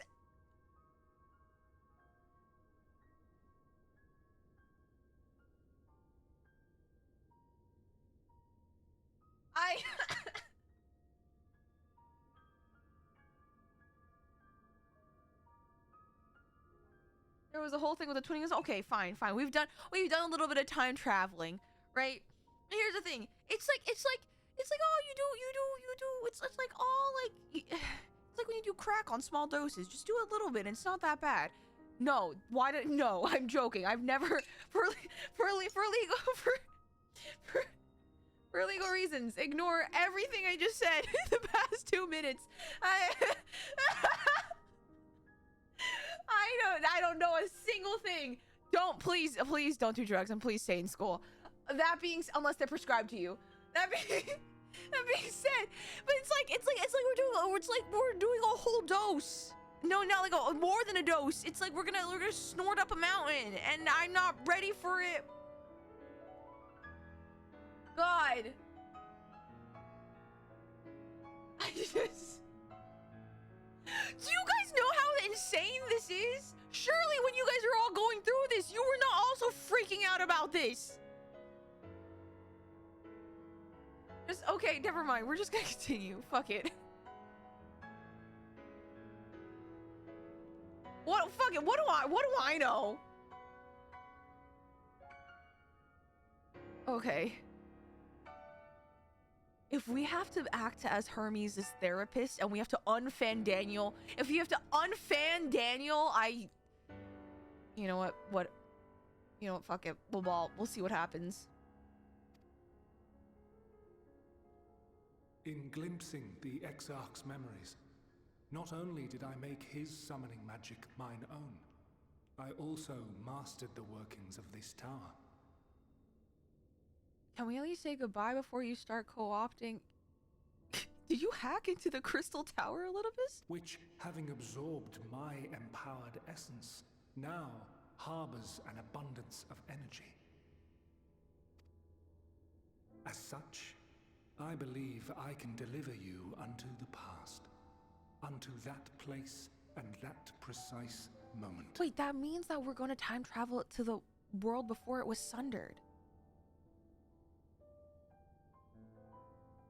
Does that mean we're going to see the convocation? Because Fandaniel was a part of it.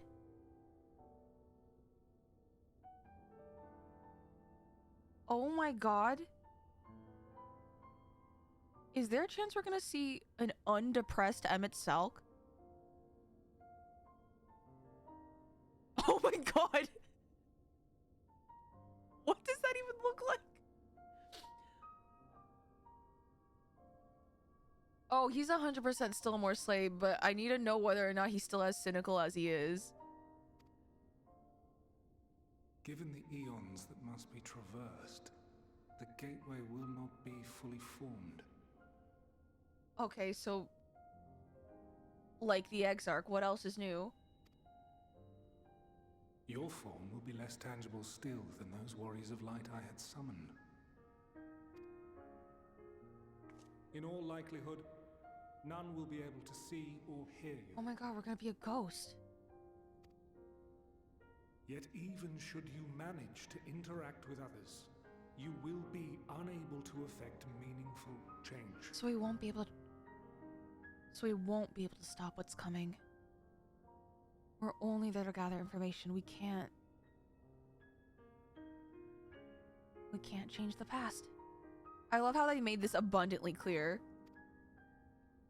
For the reality you wish to save, the reality to which you must return, exists as a result of the final days. You cannot reshape the past to undo the tragedies of the present. Cannot unmake the sorrow and suffering fated to come.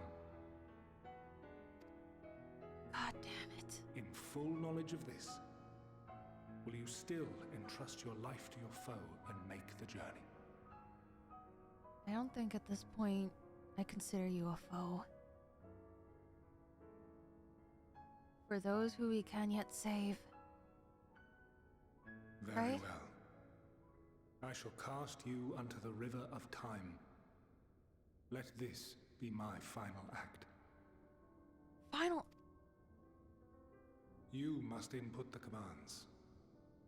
I no longer have the authority. First, you must reconfigure the systems, that the tower's ether may be channeled for the magic. If I had a nickel for every time we had to be thrown into the void to travel to an unknown world, I'd have 2 nickels.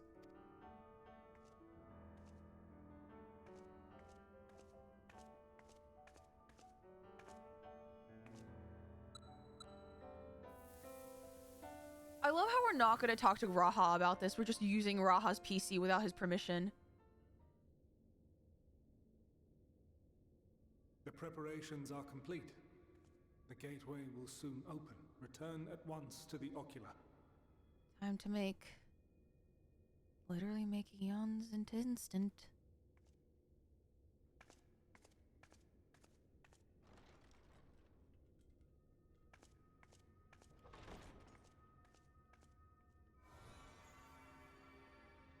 All appears to be in order. The ether flows unimpeded.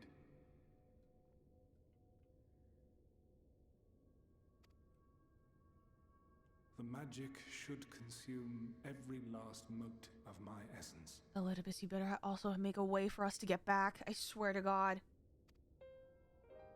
Why are you surprised? Did I not say that this will be my final act? He did say that. Lord Zodiac is no more. There is nothing for me here. The ones I love and long to see again are waiting in that promised land, beyond memory and dream.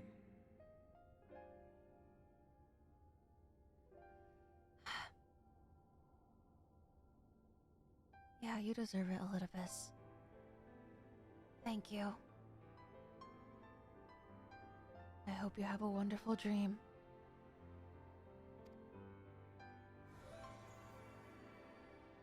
Now go, warrior of light. Go, and do not look back.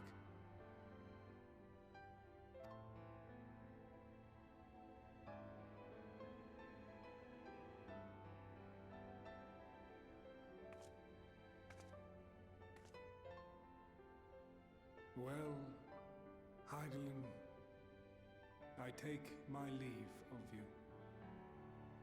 Yours is the mantle of the last of us. May you have the joy of it, the burden, and the solitude. It falls to you now. You and your champion to save our star.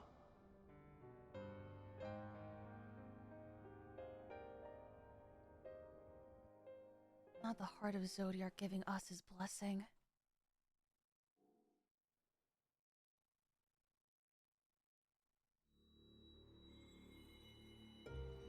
Oh my god.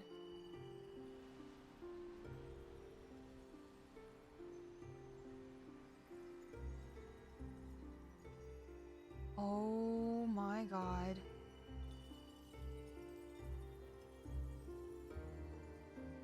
Are these all crystals? One giant crystal?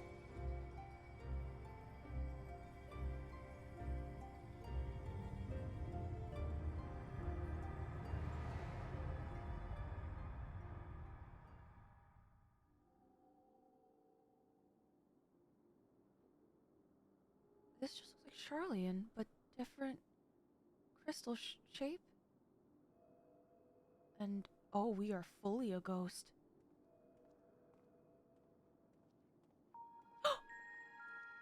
Wait, they're actual people! They have hair! They don't wear hoods? They still wear the masks though. They're still freakishly tall. Wait, is this Amarod?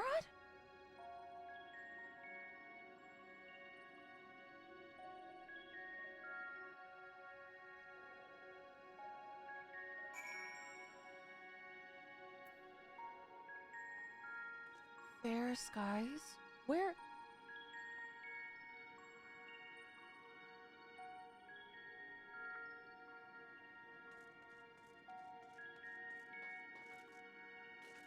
We're like a Black robe. too far. Okay. If the device is reminiscent of an aetherite, perhaps it is possible to attune with it.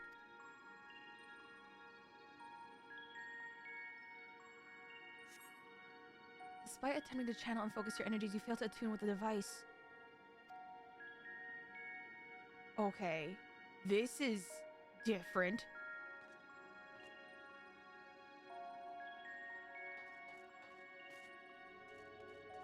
Guide like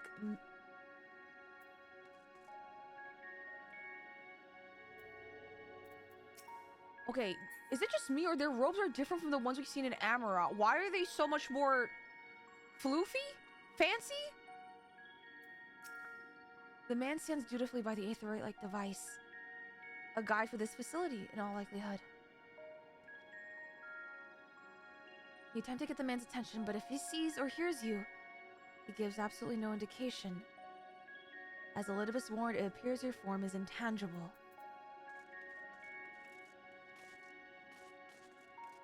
Not me getting dono walled. Me, the warrior of light?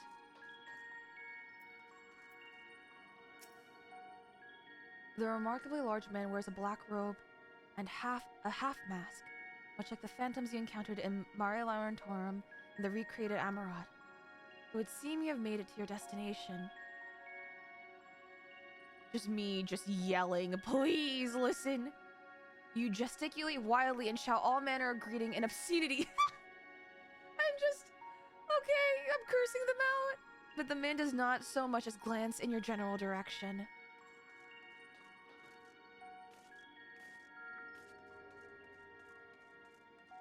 Why do they always have to wear the mask?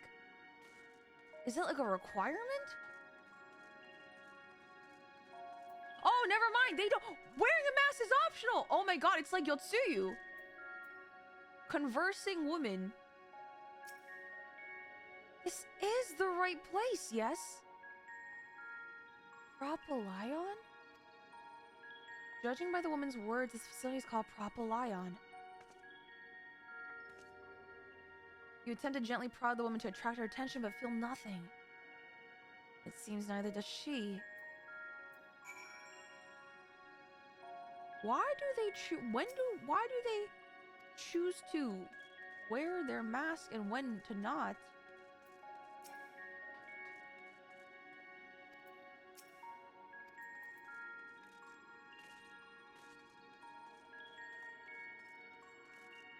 Hi, Star. Hello, hello.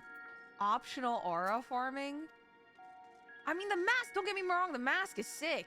I just have questions. Like, are they given their mask at birth? Like...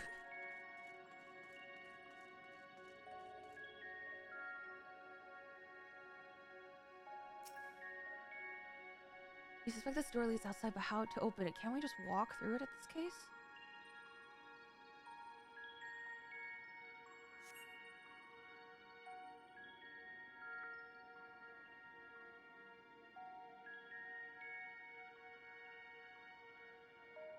Guess we can't.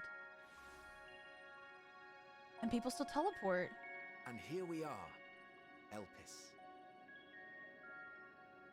Wait a minute. I know that voice.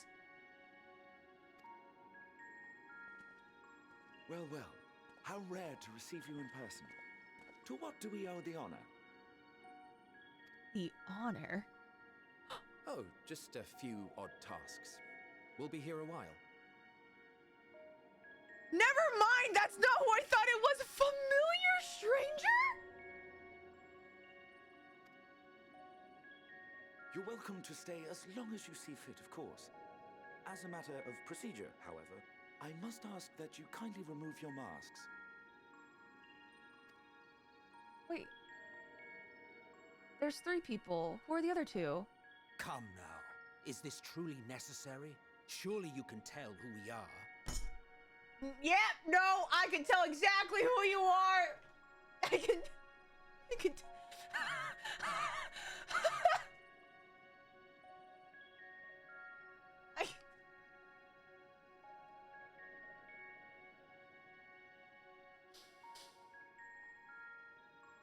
I knew it.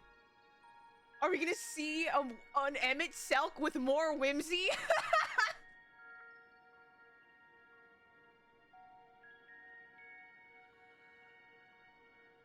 Did I manifest this? Is this my fault?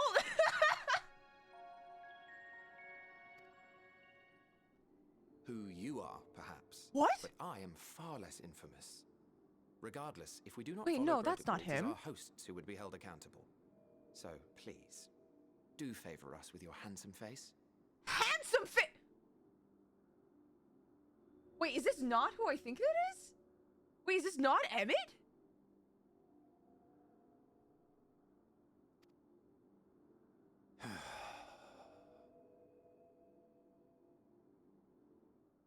Wait a minute. That's his...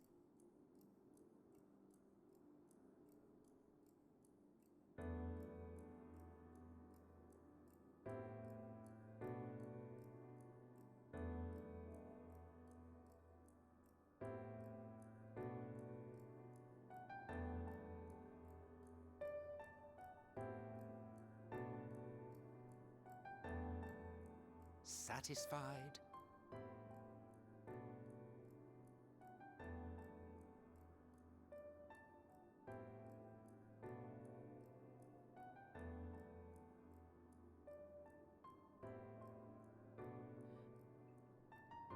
I'm gonna need. I'm gonna.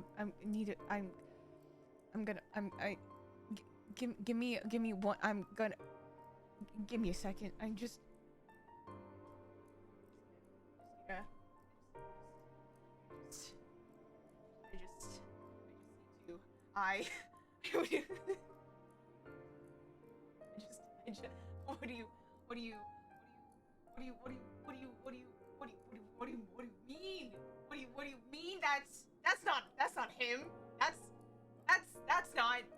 That's yeah, sure. That's his voice, and that's his mask, and that's his attitude. And what do you? But his hair's different. His face is. I don't.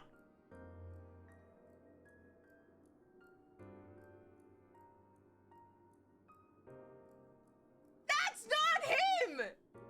Why did they make it? Why did... Why do you... Also, I think we saw... I'm assuming that's, We saw I'm assuming that's Hythlodaeus. We saw him before, I believe. Right? I think I swore I remember him having the dead anime mom hair. That's... What?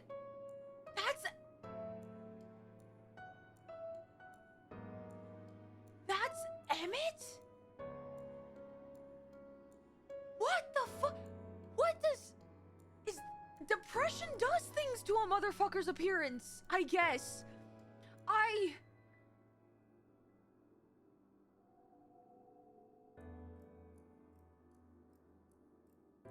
Emmett we knew was using his appearance from being Emperor Souls. Oh my god, you're so right. Wait, this is actually what Emmett looks like?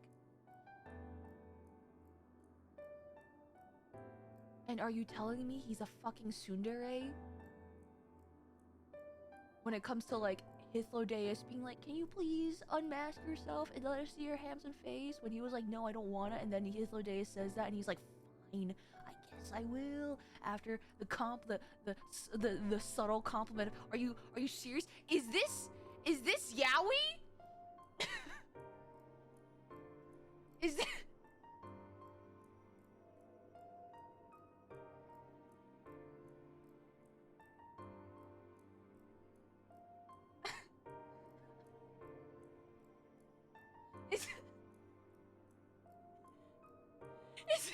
Does this qualify as old man Yaoi?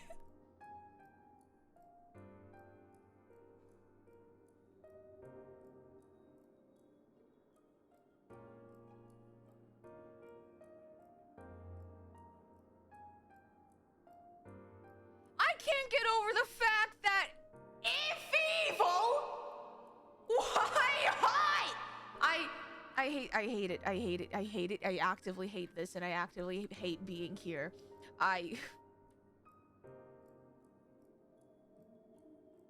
There is no universe. There is no, there is no universe where Emmett, Wet Rat Selk, Queen of Sass and Complainer Extraordinaire, is in some semblance of the word, like, attractive. No, not in my universe, not in any universe, ever. Never. I refuse. He can't be hot.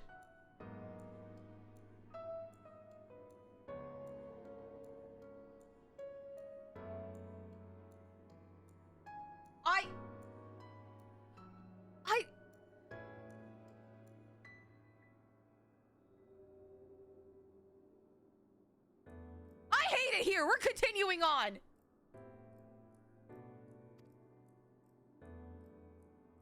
I thank you for your cooperation. You are free to go about your business. God, Hythlodaeus is so pretty.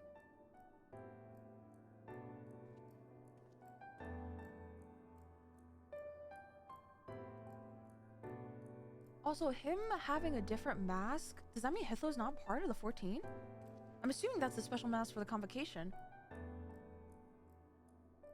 By the by, you see it too, yes? Oh, they see us?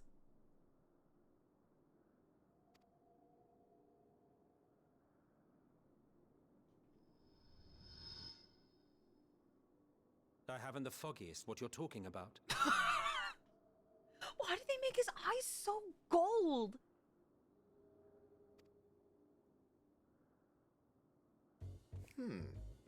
That's odd. Oh my god, he is a Soon. Emmett, you dumb motherfucker.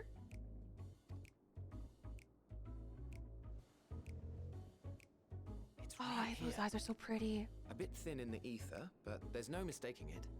The color of its soul is almost identical to Azem's. Oh my god, are we gonna see Azem? Do you suppose she created it? Rather unusual for a familiar to have a soul, though.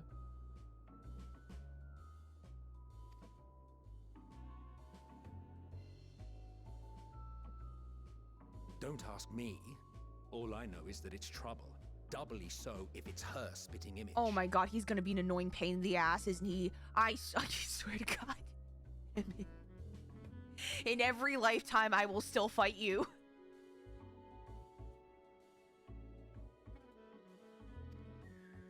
So let's leave it be. Come now. I love how they just say man with familiar voice. They will not outright say, hey, jingle jingle, this is Emmett Selk.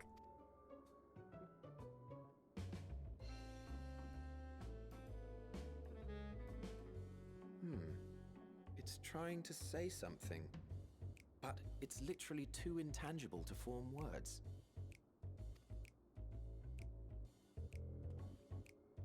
Why don't you give it some ether? Spare a snifter of your bounteous reserves.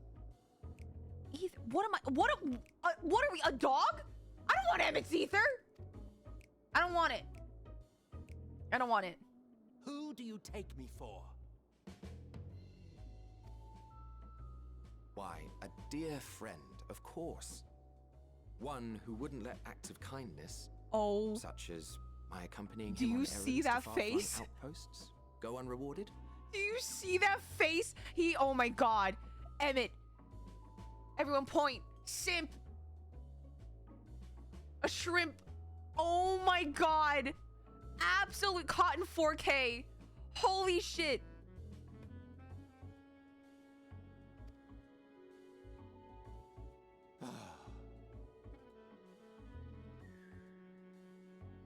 And he does it anyway! Oh my god. He has Emmett wrapped around his finger. Holy I shit. suggest you close your eyes, or this may be unpleasant. Emmett listening to the orders of another person? Without even complaining? Bro. Oh my god. Oh my god. Okay, pause. Did Emmett have an okay, we know justifiable crash out? And one of the biggest reasons is because Hithlo was one of the lives that was sacrificed to summon Zodiark.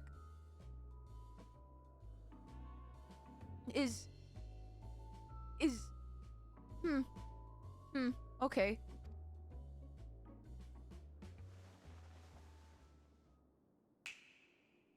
The snap!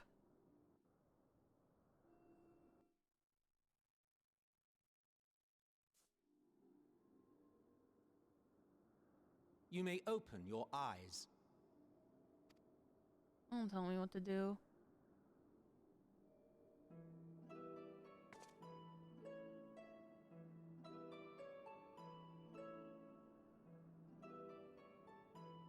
Oh my god, we're like of a reasonable size.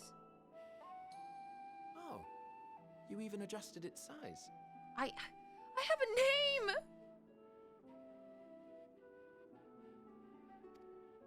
The better to indulge your whim. This way, it will be easier to communicate. How very thoughtful of you. And may I applaud your artful reinforcement. Without further ado then. Greetings. I am Hythlodaeus, Chief of the Bureau of the Architect. Bureau of the Architect. Hythlodaeus is an architect? Sulking beside me is the most honorable Emmett Selk of the Convocation of 14. Ah, okay, there it is. And how might we address you, my new friend? My new old friend.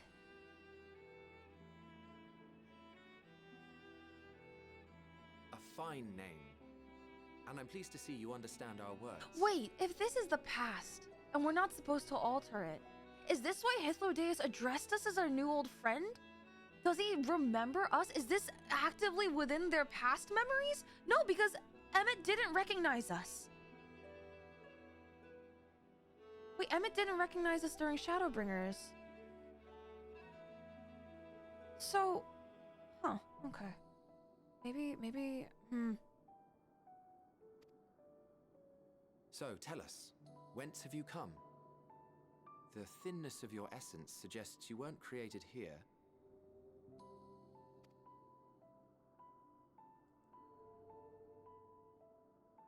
You do not know? Or cannot say? Allow me to ask a different question then.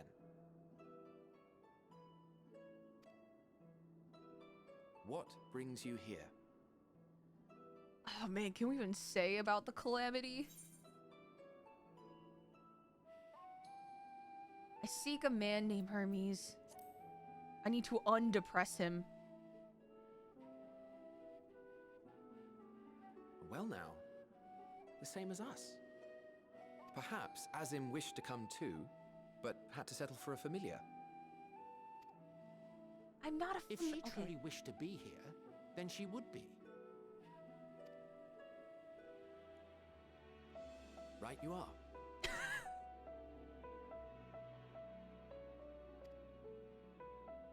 My apologies if we've given offense. The two of us can discern the color of souls, you see, and yours happens to resemble that of a friend. And with your purpose matching our own besides, we jumped to a hasty conclusion.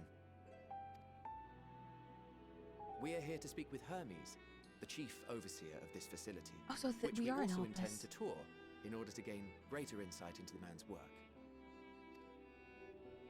Is this before Hermes We, joined the I say. convocation? Though this is Emmett Selk's charge. I am here only to serve as his guide. Or more like a anger translator, so that, or not anger translator, the opposite of that, so he doesn't piss people off, probably. And I should be happy to serve as yours as well, by way of an apology for the misunderstanding. Wait, are you suggesting that we bring it along on official business? This thing we know next to nothing about? I am going to sock you in the throat. If you harbor suspicions, better to keep it close than leave it to its own devices. Wouldn't you agree?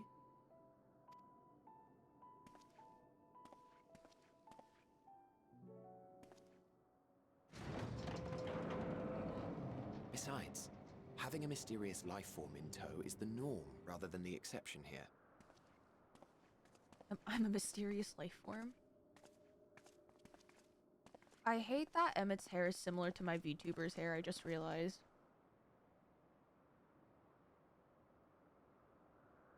Welcome, my friends, to the testing ground of creation at Heaven's Edge, Elpis. Oh my god.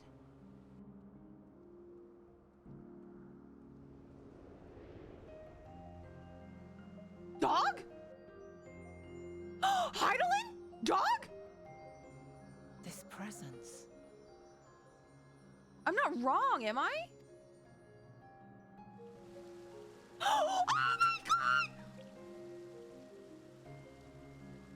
Wait? Elira Pandora of Nijisanji? Visitors! We have visitors! Child?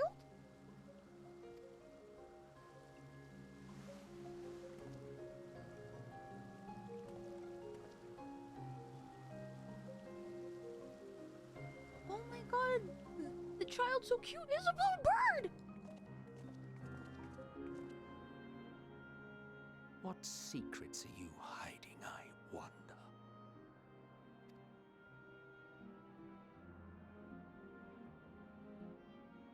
This is beautiful.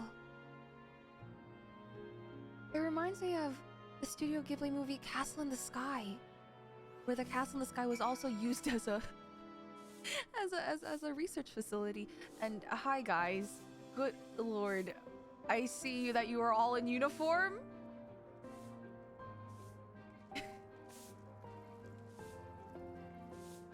Were you guys waiting gathered? I see. Oh, did I just miss the fog? Hell yeah. In case you didn't know, it's rude to stare. Stop. Fuck you, Emmett. You're having a study session?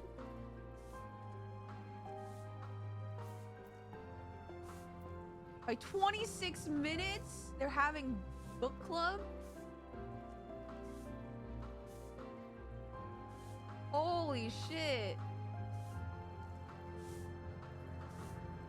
You can hug Emmett? I don't even think I would want to hug Emmett. I'm gonna be real honest.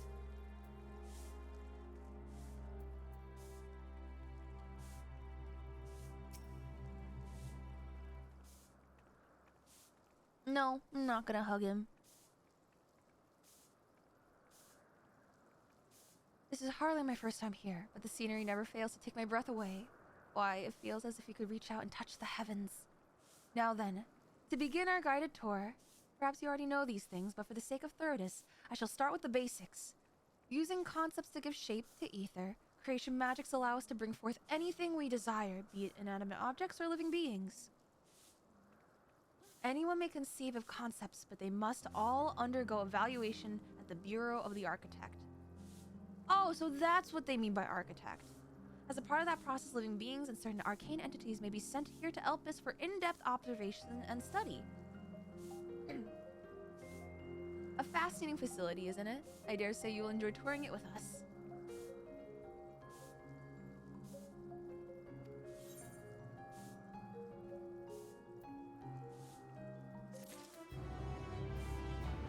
Man! This is the world unsundered. Is this the whole world or just a part of it? How big is this?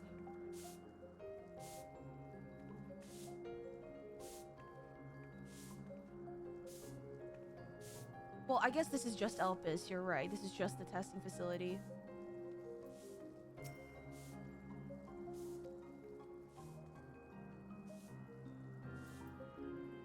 Okay, hold on. I need to drink some more water.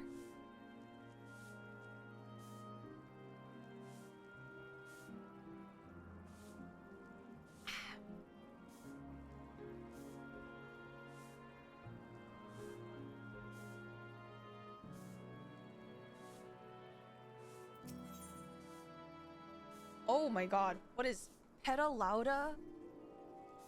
Petalauda Hunt? Hythlodaeus is looking you up and down. Now then, our friend Hermes. Aside from overseeing the facility, he also conducts his own research. Chances are he will be at the main observation hub, so let us seek him out there first. Tired as you are, however, you stand out a bit too much. Our dear Emmett Selk wishes to keep a low profile for his errands, so... Do you know how to make a robe? The basic concept will do. I know nothing. No, in that case, Emmett Selk... No, your whim, your responsibility. You're getting not another thimble of ether out of me. Is Emmett like Hithlow's not a sugar daddy, but aether daddy? The way he scrimps sometimes, you think he wasn't a nigh bottomless font of magic. Very well, I shall make the robe. Perhaps you can assist. Come, let us search for the requisite material.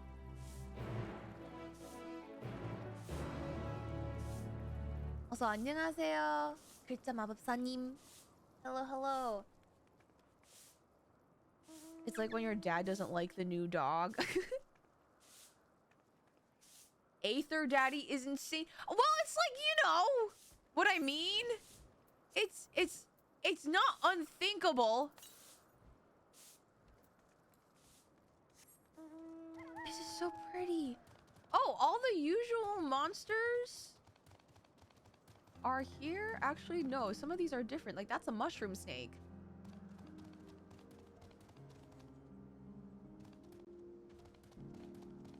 something sparkly.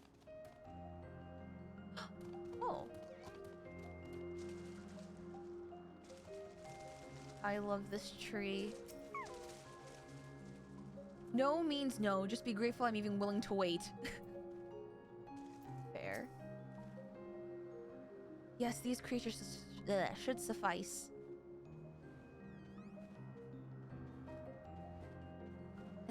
An etheric rope. I want you to use it to capture, shall we say, 2 Pteridai. These are 3 species here, I believe. Any 2 different kinds should serve. Now, I should mention that the strength of the rope is tied, no pun intended, to the strength of the user. As your aether is still thin compared to ours, you'll need to weaken the Pteridai first. Good luck. Yes, I love when I need to do fetch quests. Alright. Let's take a blue one. I know my colors. No, oops. That's not what I wanted. Oh, fuck. That's not... This is not what I intended. Okay, and then do I have etheric rope? That's 1. And let's get a purple one. Yeah.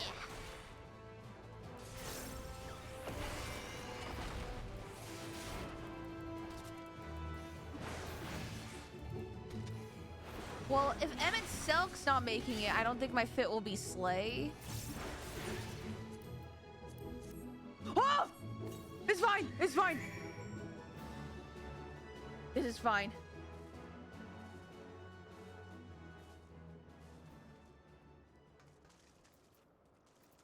Alright. They're destined to become clothing. Here you go. You've got the Pteridai. Come, let us see. Here you go. Blue and purple are ordering right now. Yes, these fine fellows will do nicely. And now for a spot of reversion.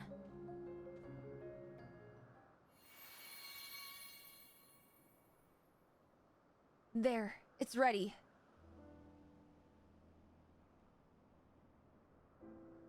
It's nothing fancy, but we're trying not to stand out.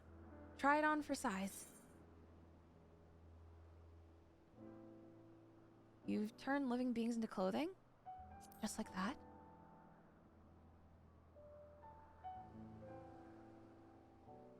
Well, not just like that. You need to revert them to their constituent aether first.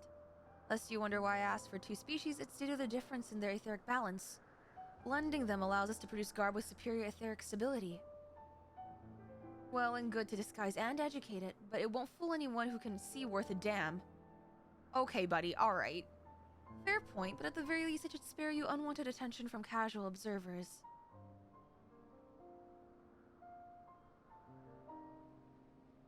Emmett Selk speaks true. Even dressed like us, your unusual nature will be plain to those who think to look. Should someone question your presence, don't make up excuses, much less try to explain what you actually are. No, best to simply say that you're a familiar. The question is whose? Ah, of course, Azim's. If you say you belong to her, people will give you the benefit of the doubt for any and all outlandish behavior. Exploiting our associate's absence. For lack of her presence, absolutely. Were she here, she'd have been the first to propose the idea, and you know it.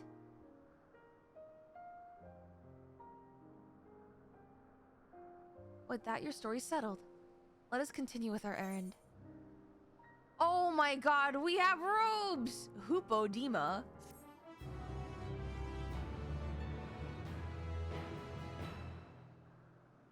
Wait, am I okay to wear these now? No? Shit. Should I do a temporary glam? Oh my god, these look sick! Okay. Let's do this. Cast. Hold on. Cast. Glamour.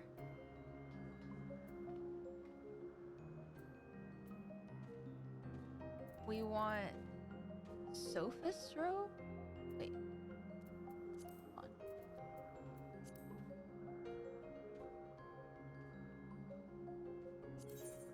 So, oh, we have to remove this glamour that's already on it. And then we... Sophist robe. Cast.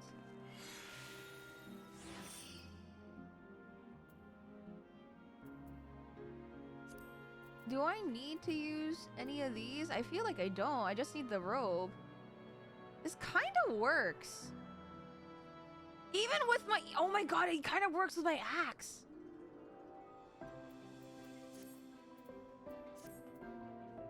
Hell yeah! I love this robe!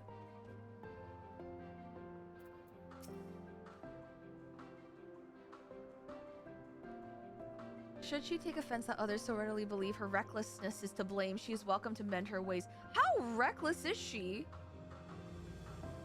Passes a child in your original size? I think not. Augmented or no, your aether is still far too thin to be considered normal.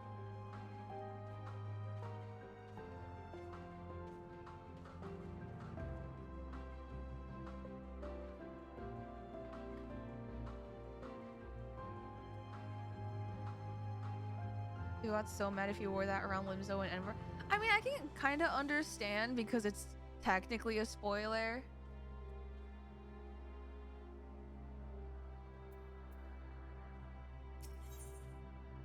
In search of Hermes. Ithlodeus is ready to continue on if you are. If you are ready, let's continue along the path. Oh my god, Neurices? Neurices? The place serves as an observation hub and residence both. Someone there should be able to point us in the direction of Hermes. How reckless is she? Well, there's this one time she manifested a volcano as Ifrit so she could punch it in the face. What?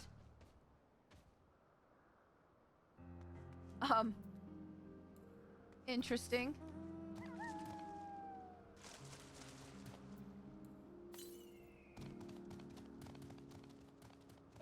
Squapes.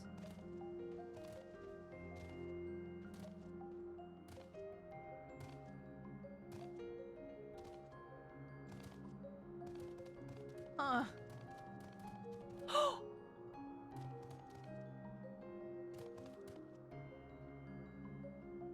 It's a unicorn!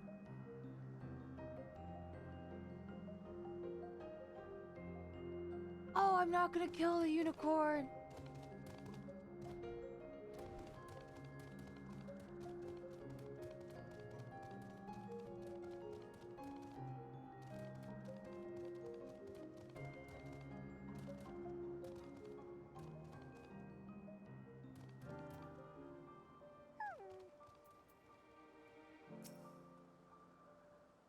I was wondering what she was examining, but it seems to be the bush itself?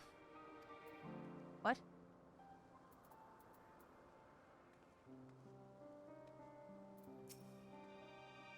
Let's see if this observer knows Hermes' whereabouts. Hello, Miss... Oh, wait, hold on. Hello, my good fellow, unsundered one. Nothing suspicious here at all. Yes, can I help you? We wish to speak with Chief Hermes. Do you know where we might find him?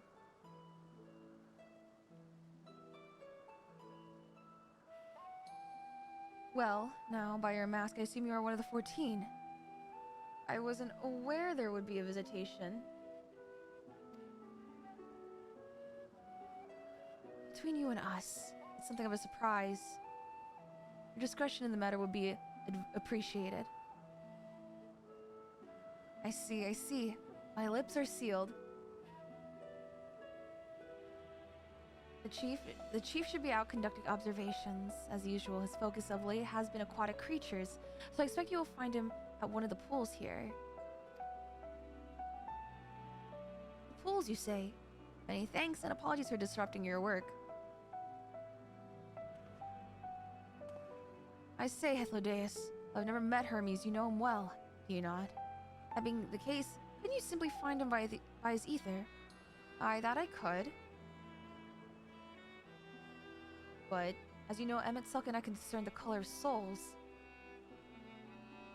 By the same token, we can also see ether quite keenly and from great distances. With this skill, I could readily locate Hermes, but I felt that it would be a waste of an opportunity. We're here to perform an assessment, after all. By searching the ordinary way, we stand to gain insight into Elpis and the man in charge of it. This is as much as for your own enjoyment, like as not. A point taken. You're going to accompany us. Make yourself useful and help us look for Hermes. According to his profile, his short, dark hair. Ah, so he hasn't changed much. So you know, it's because we're in Elpis that we don't have our cowls up. A special exemption due to the need to be aware of dangerous creatures. Elsewhere, we do not exhibit our individuality. It's unseemly. This is all common sense, but I would not assume you possess any. Okay. All right. Does Squeenix just use Emmett Silk as an expositional prop, but under the guise of subtle offense and insult? And by subtle, I mean that of a sledgehammer.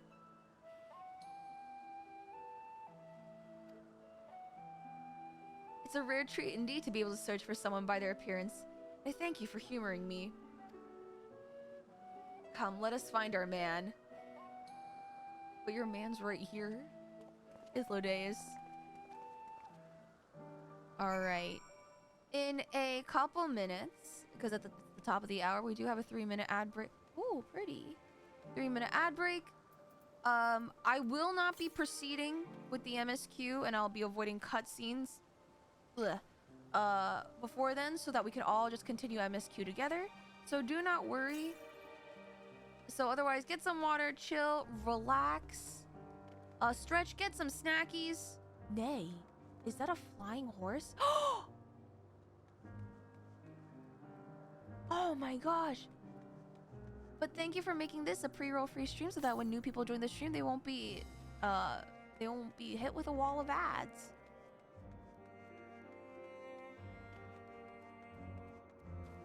Paramonos? Vadias? It's a water horse!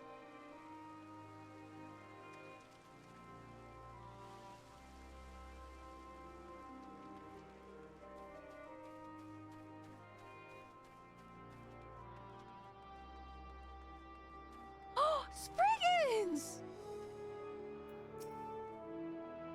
Never a dull moment with the Orei. Their fondness of minerals make them highly unique. I dare say they will be no less popular. Oh, they're called Orei?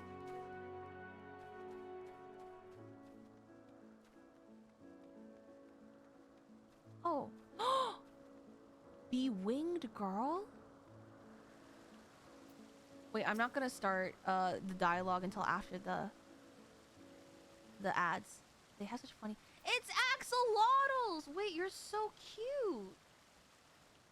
Are you a familiar too? Too, as if to say I am one. Wait, I wanna...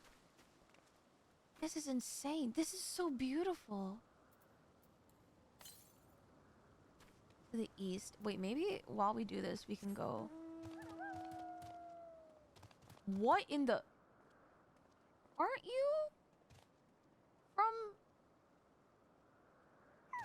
from the Alliance raids? From the Void Ark? Kate Sith, yeah. Huh.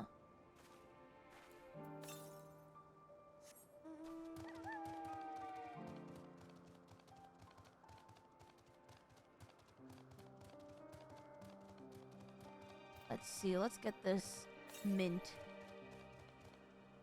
to the east.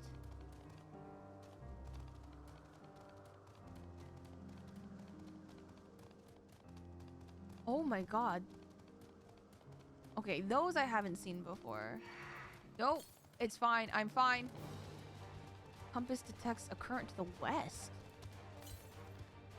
Oh, I am traveling west.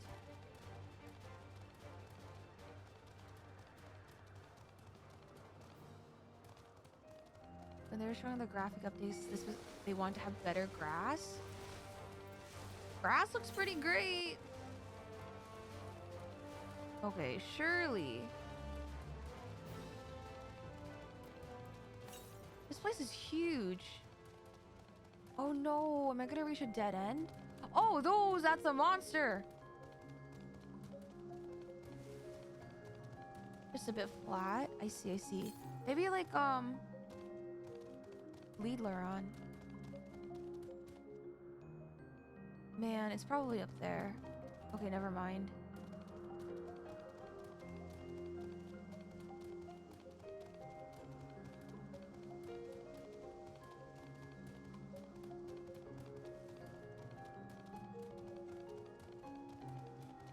I will say the music is really, really nice.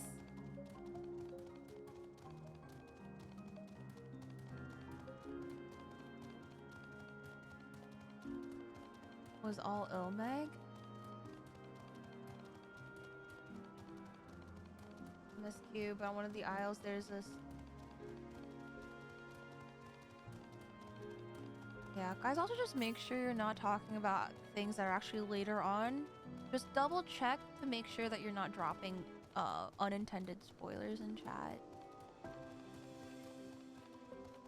Like double check yourselves, please.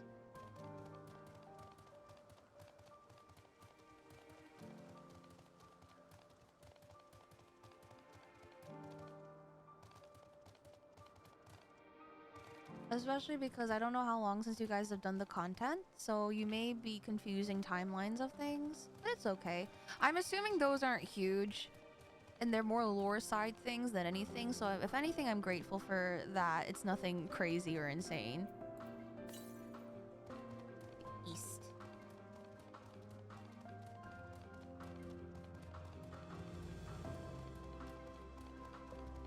Okay, here's the thing. For a society that has a lot of Greco-Roman names, a lot of this is not that. Like, this column isn't in a Greco-Roman style. None of this is. It's giving... It's so geometric. Like, if anything, if you guys have ever watched Disney's Atlantis, that's what this reminds me of. A lot. What is this? Sorry, I know. Welcome back, guys, for the ad break. I'm gonna go back and continue on Miss Q, but what is Morning Dew?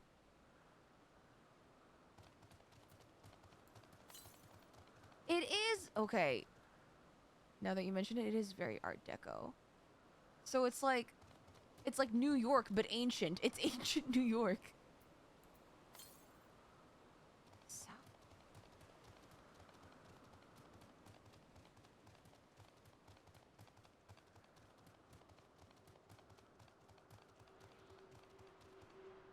Menandros.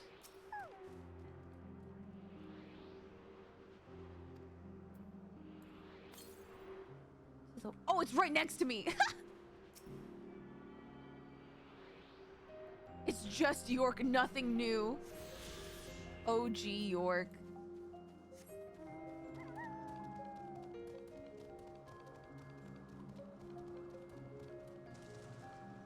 Yeah, like, look at this.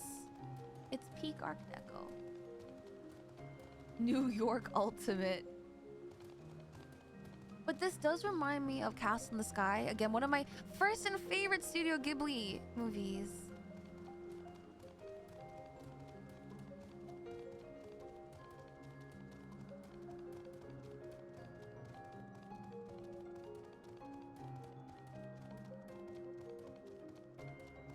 They're all cool buildings.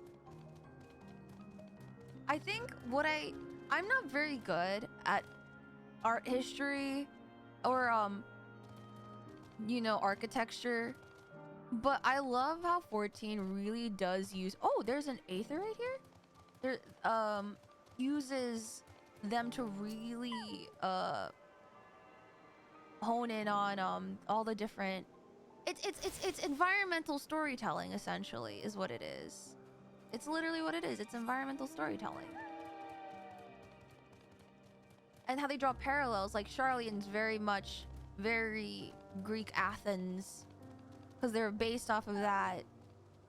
And Amarok being New York, and Art Deco has its origins in in like Greco-Roman art and architecture.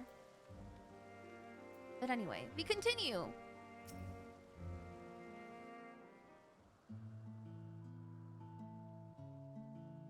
So this is Fandani.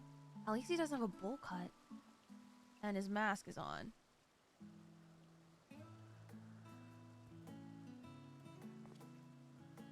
Huh.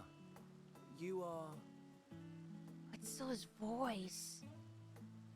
Oh, this is so weird. He doesn't sound psychotic. Oh. Oh, she's so cute. Different. Oh, her feet. You're different too. You and me. We're alike. Friends. I want to be...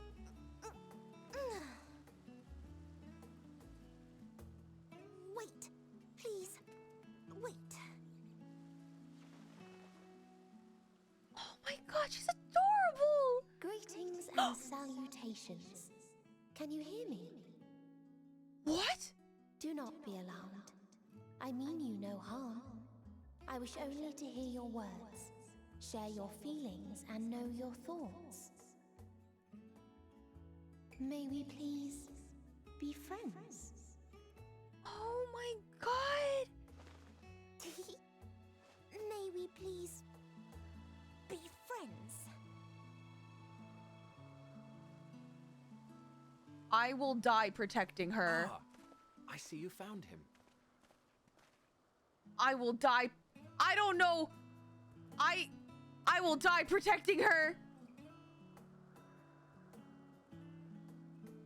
I will do it. Oh, whoa. Lighting changed.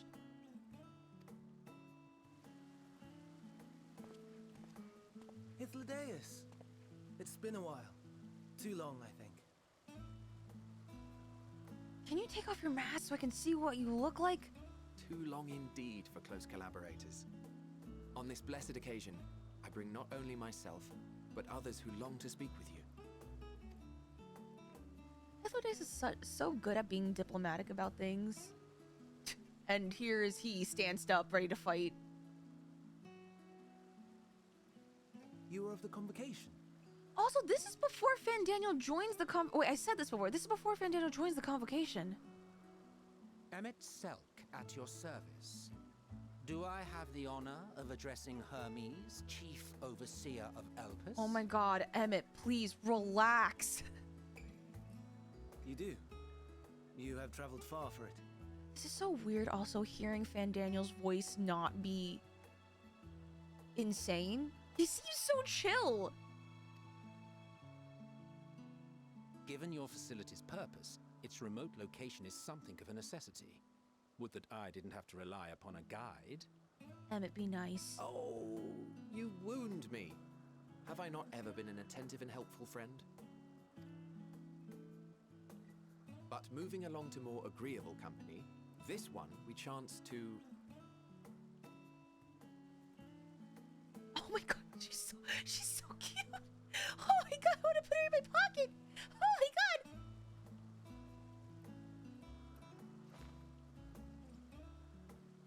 Oh my god. Well, you certainly have her attention.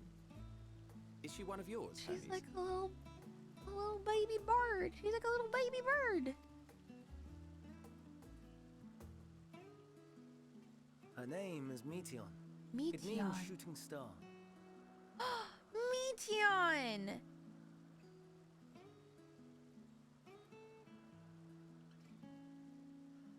Wait, I'm trying to remember from memory. It was Gaia was Logriff. Who was Artemis? Artemis's name?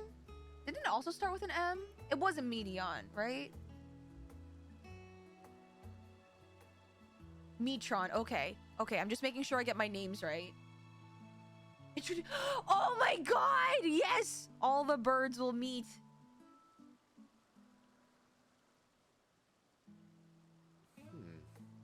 If I may make an observation, her ether is terribly thin. I fear she might dissipate at any moment. Nor do I believe you've made a submission to the Bureau. I would remember such a concept if you had. Oh, is this a rogue creation?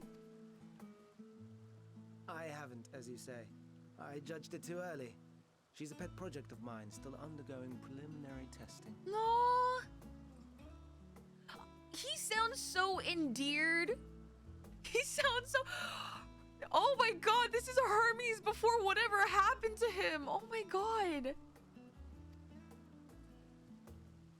But rest assured that I will attend in person ere long. Very well. Being an authority on flying life forms, I appreciate that you are exacting in your work. An authority on flying I life shall look forms? forward to your submission. If we have finished with the perfunctory chit-chat, I would discuss official matters. By my coming, I trust you already anticipate the subject.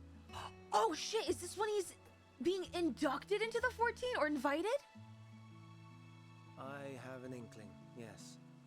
Please wait to the main building yonder. When he takes up the seat of Fandaniel. I shall join you as soon as I've returned these creatures to their homes. Babies. What? What's wrong, Hermes? Wait, where's the music?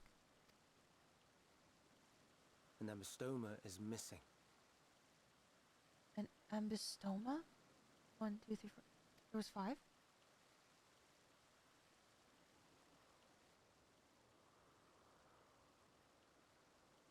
When exactly did this take place? Where? I may have found it. A creature with the self-same ether as those there, nestled in the boughs of a tree outside the grounds. Is this the beginning when creation's magics start getting twisted? Is that when Fandaniel was brought into the 14? Are we at the beginning of the end?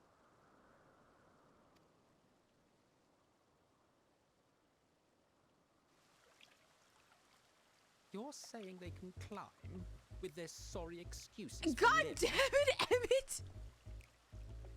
They're just existing, man! Emmett, you can't... They're babies! The fashion has been to imbue aquatic creatures with the power of flight, ever since the words of Metron created a sky-swimming fish. Metron created sky-swimming fish? What? The ambystomas too can fly, if only slightly, and they could conceivably climb a tree. Whether they can come down safely, however... Excuse me. I love how he's trying to justify his science project. I'll help too. I love how Metron is just very explicitly like showcasing that she's just learning how to speak verbally. And what are we supposed to do with this lot? Emmett, be nice. They just got born into this world and they're very confused. May I suggest we split up? If you would be so good as to assist Hermes, Emmett Selk and I shall keep an eye on these adorable creations in the meantime. Aw, Emmett babysitting.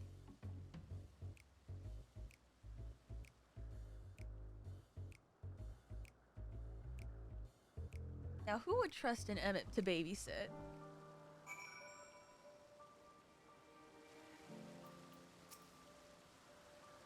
The tenet of the words of Metron is to create aquatic life both unique and beneficial.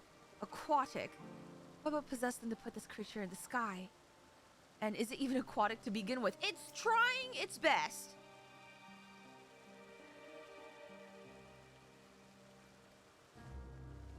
Emmett, it is trying its best. You leave the ambystoma alone. There's an axolotl on the pink stairs. Why is an axolotl supposed to be there? An adventurous ambystoma. Are you all right? Where is he? Oh!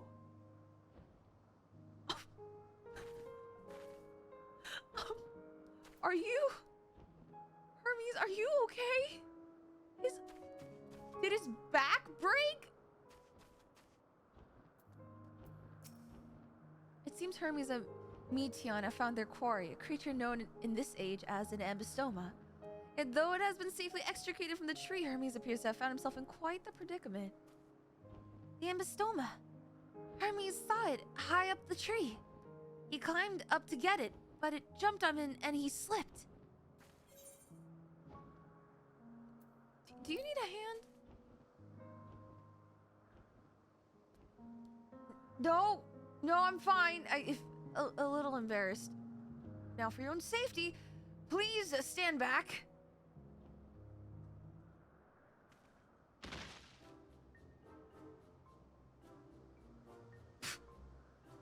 Yes, one masterful gambit, Hermes.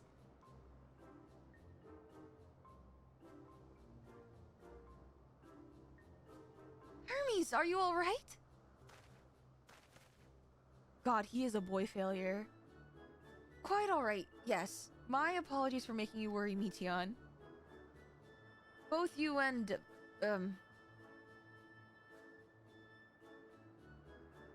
Vice de Soleil, you are called. An intriguing name.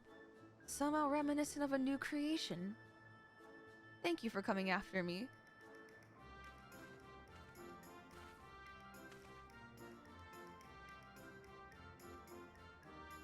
As for you, little one, you must be more careful. You may be able to fly, but it doesn't mean you cannot fall and hurt yourself. Why did the music cut out? I've forgotten about its fellows. They're... It's okay. It's okay. They're being babysat.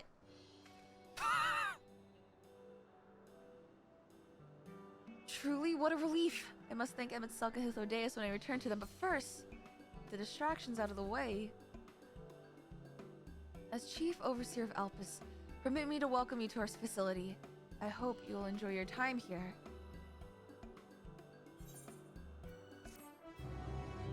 God, I did not realize Hermes would be such a boy failure.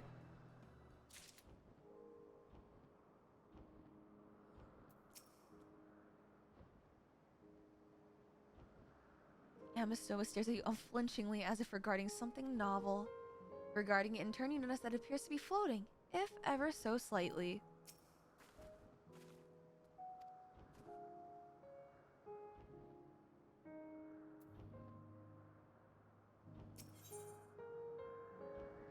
This, I think, mayhap be the last quest of the night.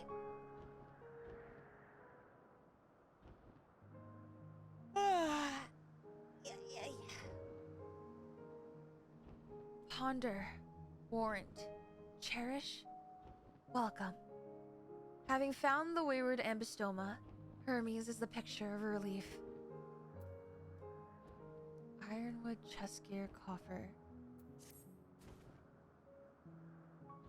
Well, we mustn't keep the others waiting. Let us return to Ananoresis. Dude, that is gonna trip me up, the spelling wise. Ananoresis. Let me also just double check. To be fair, he picked that one to piss everyone off. Yeah, but this not Asahi, this Hermes Fandaniel is just... He seems sweet.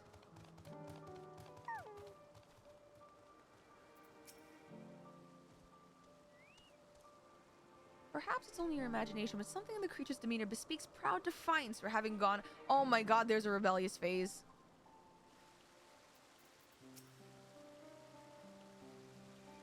Some creations stay outside. Others stay at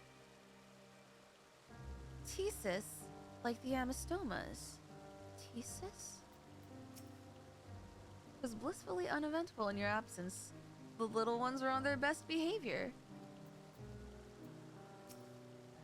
No more errant creations to distract us from matters of actual import, I trust.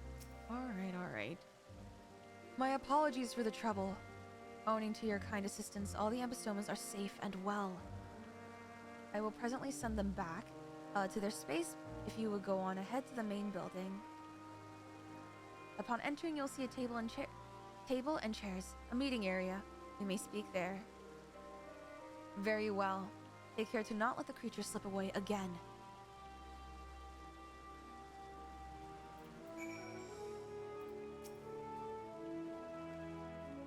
Oh, here we go. Oh, it's up here. The Ambistomas.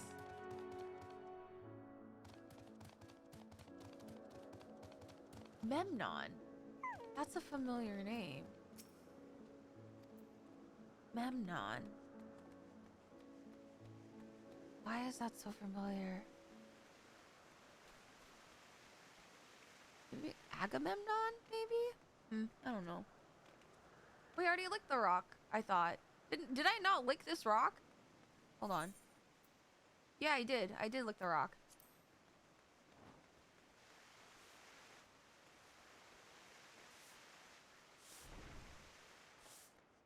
Oh. Yo. Man, none of these open.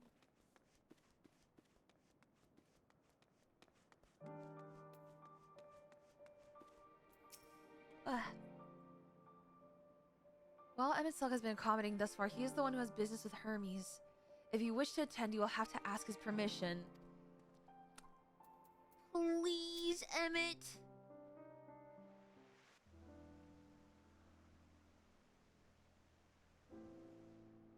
This appears to be the place. And here is where we part ways. God damn it. We will be discussing highly sensitive affairs. Only a select few may be privy to such knowledge, and that does not include someone who cannot or will not divulge their origins. Okay, fine. Fair. He looks so sad.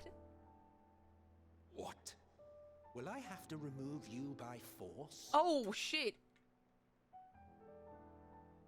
Why does he look so smug saying that?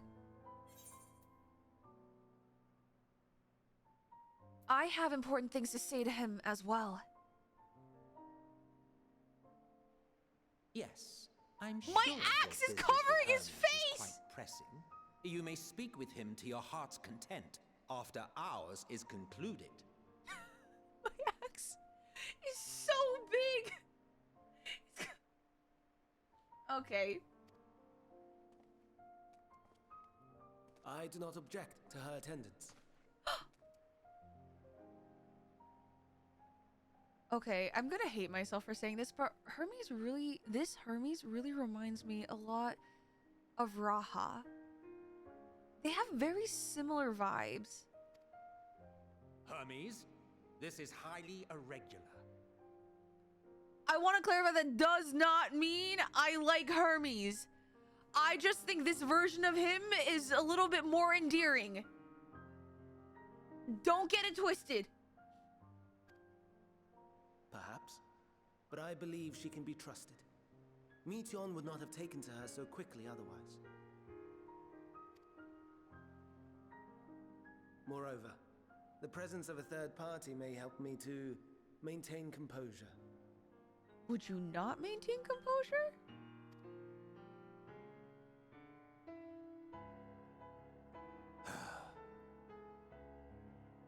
As you wish, then. Behave yourself, do you hear? Oh, what could I possibly do, Emmett? Is Hermes ever gonna take his mask off?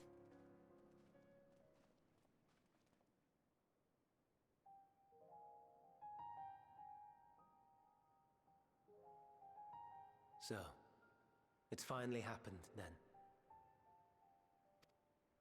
The final days? Aye. Van Daniels declared his intention to step down and named you as his preferred successor. Oh, okay, never mind. This also makes more sense. In recognition of your knowledge and your works, the Convocation is giving the recommendation due consideration. As one who does not know you personally, I am to use my impartial eye to take your measure. I don't know if Emmett's eye is necessarily impartial, I'm gonna say. Also, hi, Hang. And above all else, to ascertain your disposition towards the invitation.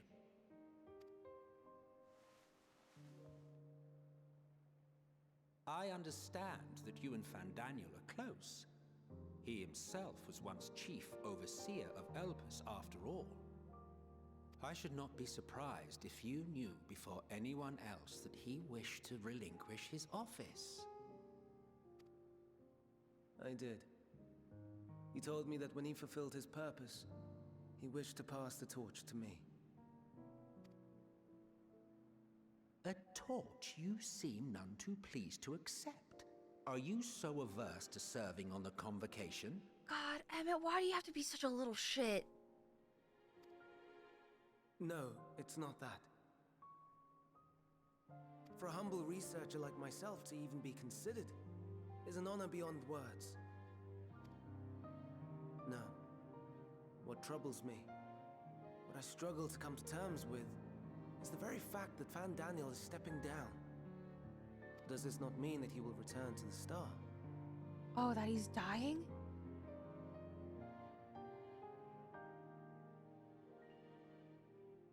Of his own volition, yes, like so many others have before him. I never considered how unsundered beings die. For Zodiark, they explicitly chose to sacrifice themselves. Are we to believe they're essentially immortal unless they voluntarily do so?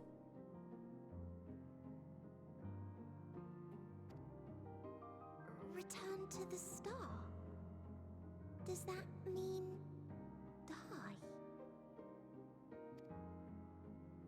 Well now, that's not a word I hear often. Is that what you say here? So they are immortal. Mankind is the life of Atheris. Each of us, a drop of blood flowing through its veins, bearing sustenance. In our finite time upon it, 'tis our duty to make it a better place, that all who call it home, now and in future, may abide in happiness. To that end, we have dedicated ourselves to the pursuit of enlightened creation. And by our efforts did we transform this once untamed wilderness into the peaceful paradise you enjoy today. To return to the star whence we came is a privilege afforded to we who have so loved and nurtured it.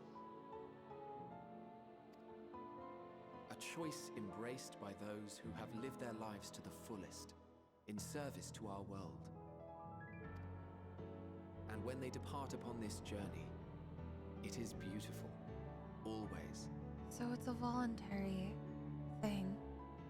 After they feel like they fulfilled everything that they have needed to and wanted to accomplish.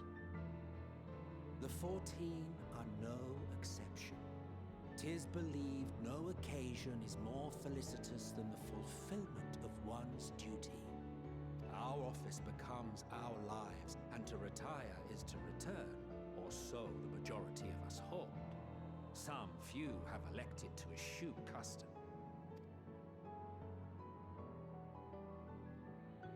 Mayhap you feel Fandaniel's deeds do not warrant his return.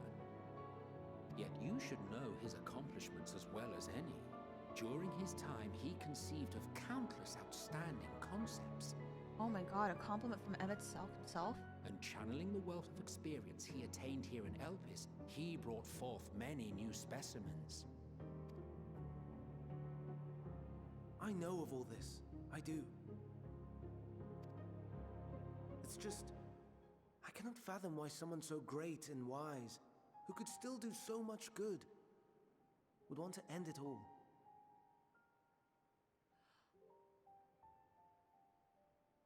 Oh shit.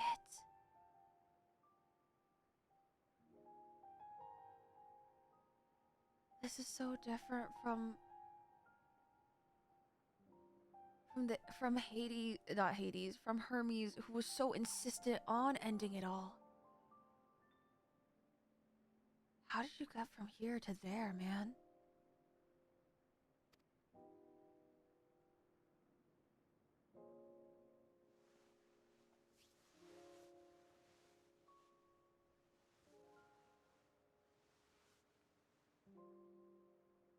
Oh no. I've made her upset. Forgive me. I know I requested your presence. Might I trouble you to take Meteon outside? A change of scenery would do her good. Is death not a good topic for her?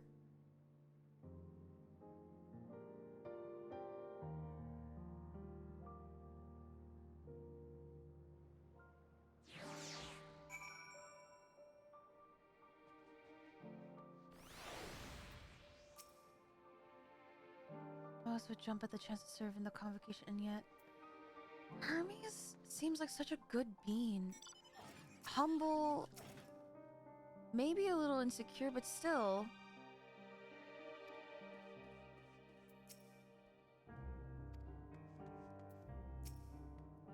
I'm sorry, Vice. I didn't mean. A walk. Perhaps can we go for a walk?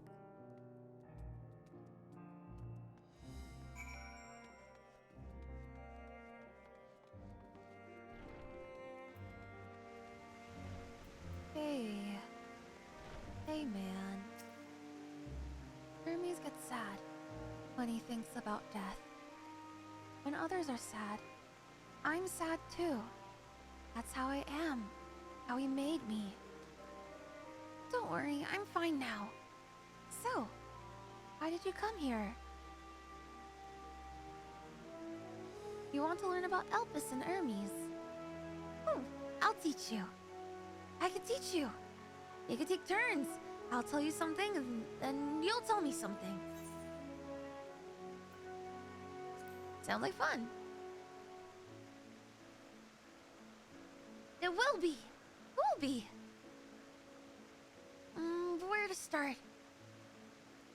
Yes, let's talk to Memnon. Should be near the Aetherite. I'm not good at explaining, but Memnon is, so I'll have him explain instead. Meteon is now... Yeah, we have our little bird girl following us. Tell her about why on earth would I do that?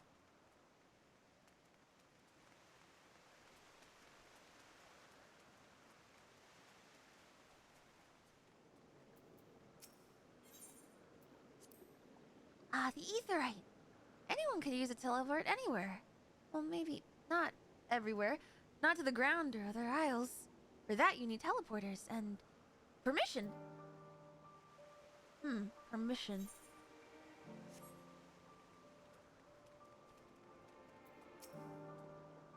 And what have we here? They look like a person with the ears and tail of a beast. I assume you're familiar like, Meteon. Is there something you need? Oh, right. Everyone here is like... here-ish. This is Vice. Could you teach her about Elpis? Newly arrived familiar, is she? Very well. I shall be glad to introduce our fair facility to her. As you know, it's mankind's duty to make the star a better place.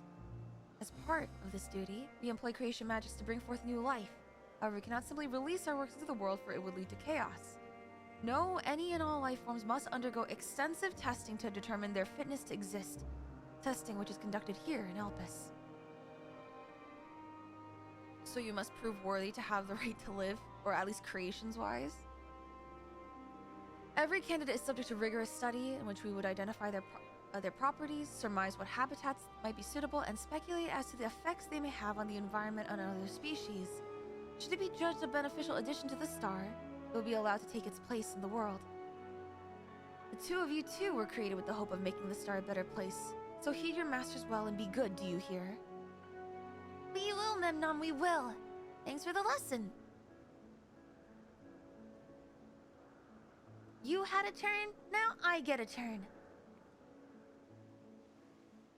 Where did you come from?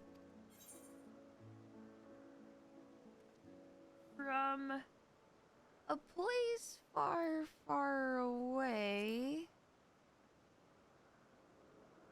Then I probably don't know it. I don't know much about other places. This place is important to you. I can feel it. Well, my power. I haven't told you about it. A creation. Let's find a creation. One not being watched. Then I'll explain my power. Okay.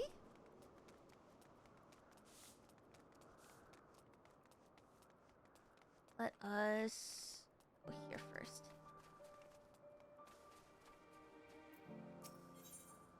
Discuss the Spriggans. Spriggans? What are Spriggans? Oh no, we call them Oriai. If there are many, if there's many, if there's just one, we say Orias. But they're cute. They can be naughty. Sometimes they run off with concept crystals, and Hermes has to run after them. Why did you guys design them for theft then?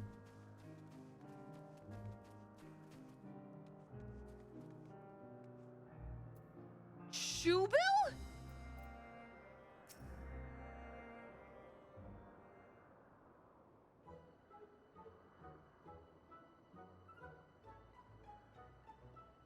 Oh, this creation is perfect! But I don't remember seeing it before. Perhaps it's new? Has it followed us? Anyway, I'll try reading its mind. That's my power.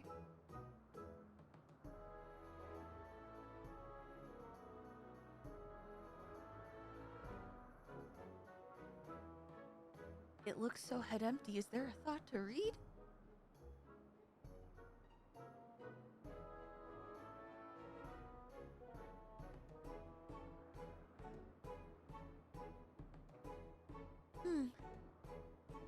I can't read it. Or maybe that's what I'm saying. Does it have a thought? Wait, please wait. I'll try again with you this time. Is that a good idea? Greetings. Can you hear me?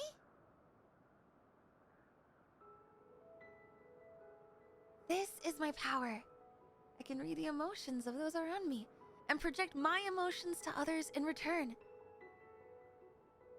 I'm not actually speaking to you in your mind, rather, you're converting my emotions into words and intention.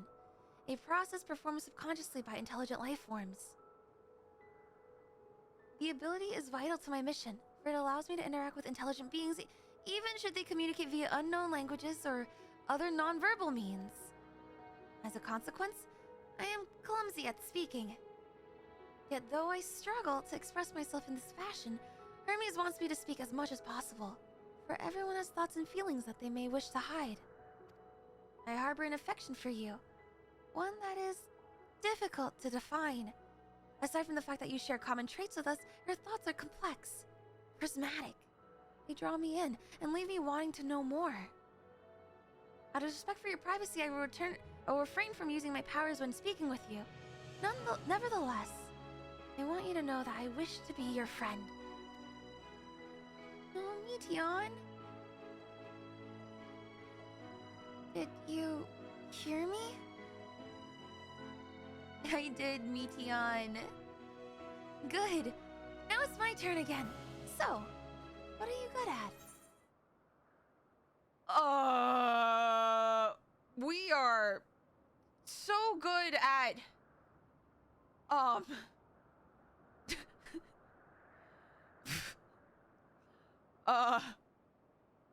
I shouldn't say fighting to a child. I'm not very good at crafting or gathering. Playing! We're so good at playing. We're so good at playing. Playing?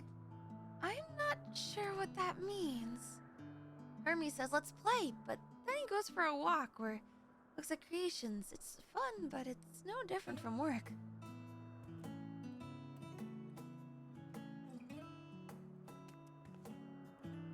It's looking at us menacingly. I think we might be bothering it. What? Okay. Well, you don't have to zoom in. let's keep going. We'll go and see Yuanthi next. She's usually in a small building, one on the west row.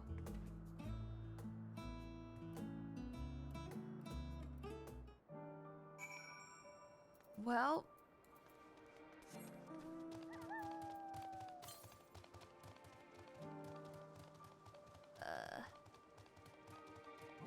should be. Oh, these buildings are very small. Wait. Oh no, we already went to that one. Well, hello. Well, if it isn't Meteon. I see you brought a friend today. Greetings, Yuanthi. An apple. Could you make me an apple? The kind Hermes likes, covered in syrup. I want to share it with Vice. Oh, candied apple. Hermes is certainly partial to them, but you know you can't eat Meteon. You weren't made to do so. Oh. But I like it too. It may seem that way, but it's due to your ability to share others' feelings. You've taken Hermes' likes for your own. In any case, I can't prepare an apple right now. I'll bring one for Hermes soon, I promise.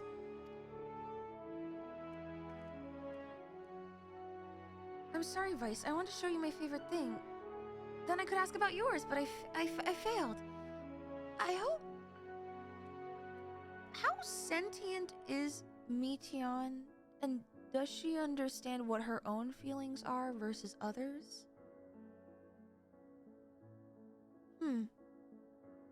I wonder, does everyone kind of explain away her feelings?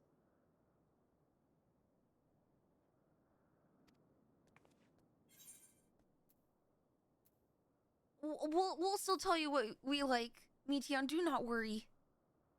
Oh, that's what you like. Yes, I can feel it. Your joy and happiness. And it makes me happy too. Thanks for sharing it with me, Vice. Well, we've walked and talked a lot. Maybe Hermes has finished talking too. Shall we go see?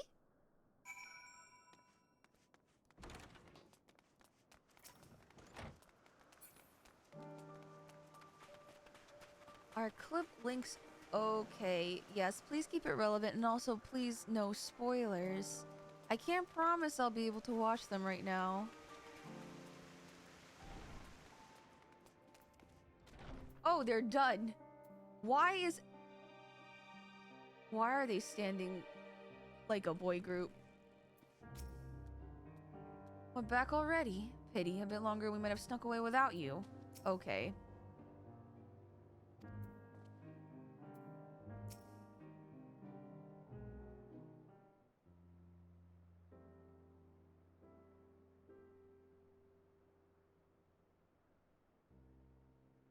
There you are. I can see the fresh air has done Meteon good. Vice wanted to learn about you and Elpis, so I taught her. About this place? About my power? About your favorite food? I'm not sure if that last one will be of any use. But I do appreciate you keeping Meteon company. While you're away, I finished speaking with our guest. Finished? Hardly. You requested time to consider the invitation, so we have no choice but to occupy ourselves with an inspection of your work. My apologies. It has been decided that Emmett Salk and Hythlodeus will accompany me as I tend to my duties. If you wish to learn more, perhaps you would like to come too. I'm compelled to remind you that she is in no way associated with the convocation. We simply chanced to meet at Propylion. There is no guarantee that the matters we discuss will remain private. I don't mind. To see the joy her presence brings Meteon, I cannot imagine our mysterious friend harbors malicious intent. Vice is kind! Really, truly! She taught me as much as I taught her. You're coming, of course. To watch Hermes? You're bound to learn lots and lots!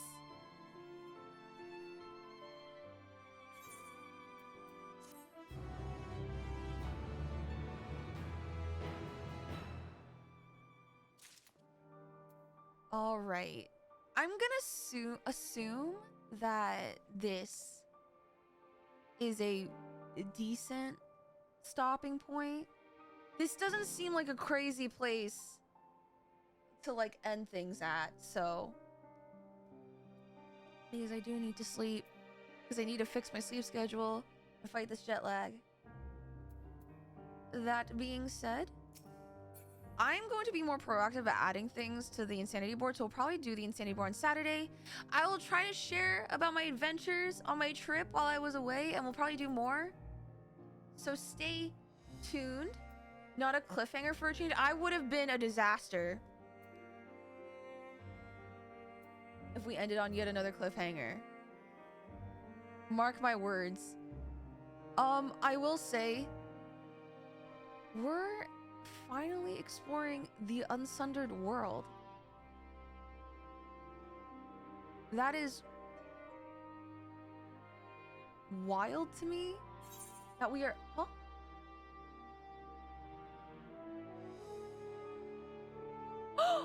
Wait, I have this?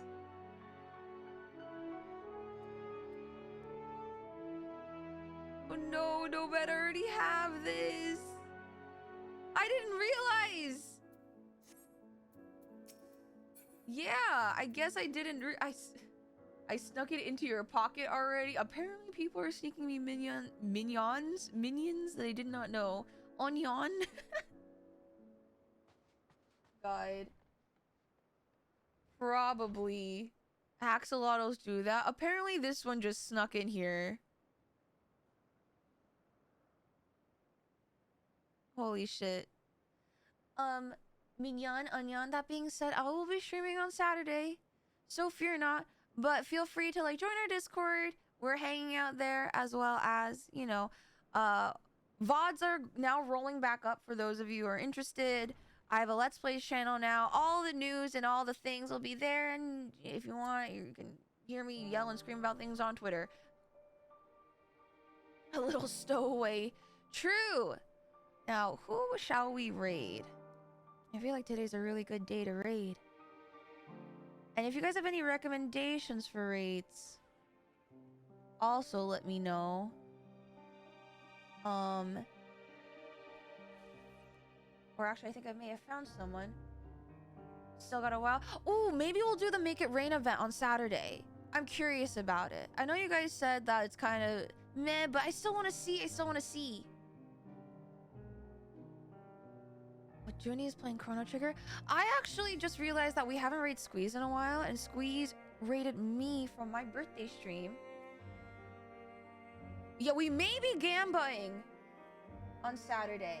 So we're gonna be raiding my wife, Squeeze, playing Marvel Rivals. Oh my god, I have not played Marvel Rivals in so long. Yeah, Squig! But thank you guys so much for joining and stopping by on yet another MSQ journey. It's Fizzy. Oh wait, next raid. I will try to keep in mind. But guys, feel free to bring some recommendations of great wholesome streamers. Just because I love meeting new people. I really want to, like, you know, it's time that I be more social. But yeah, I hope to see some of you guys on Saturday. If not, next week we'll be continuing MSQ as per normal. And if you want to know the schedule, I post them on the Discord as best I can. All right, ready? Have a good morning, afternoon, evening, night, and time zone.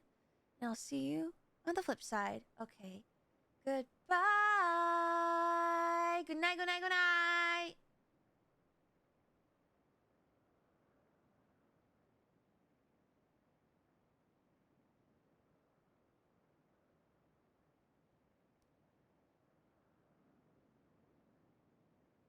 What the heck, Sprinkles? I agree with the first half of that.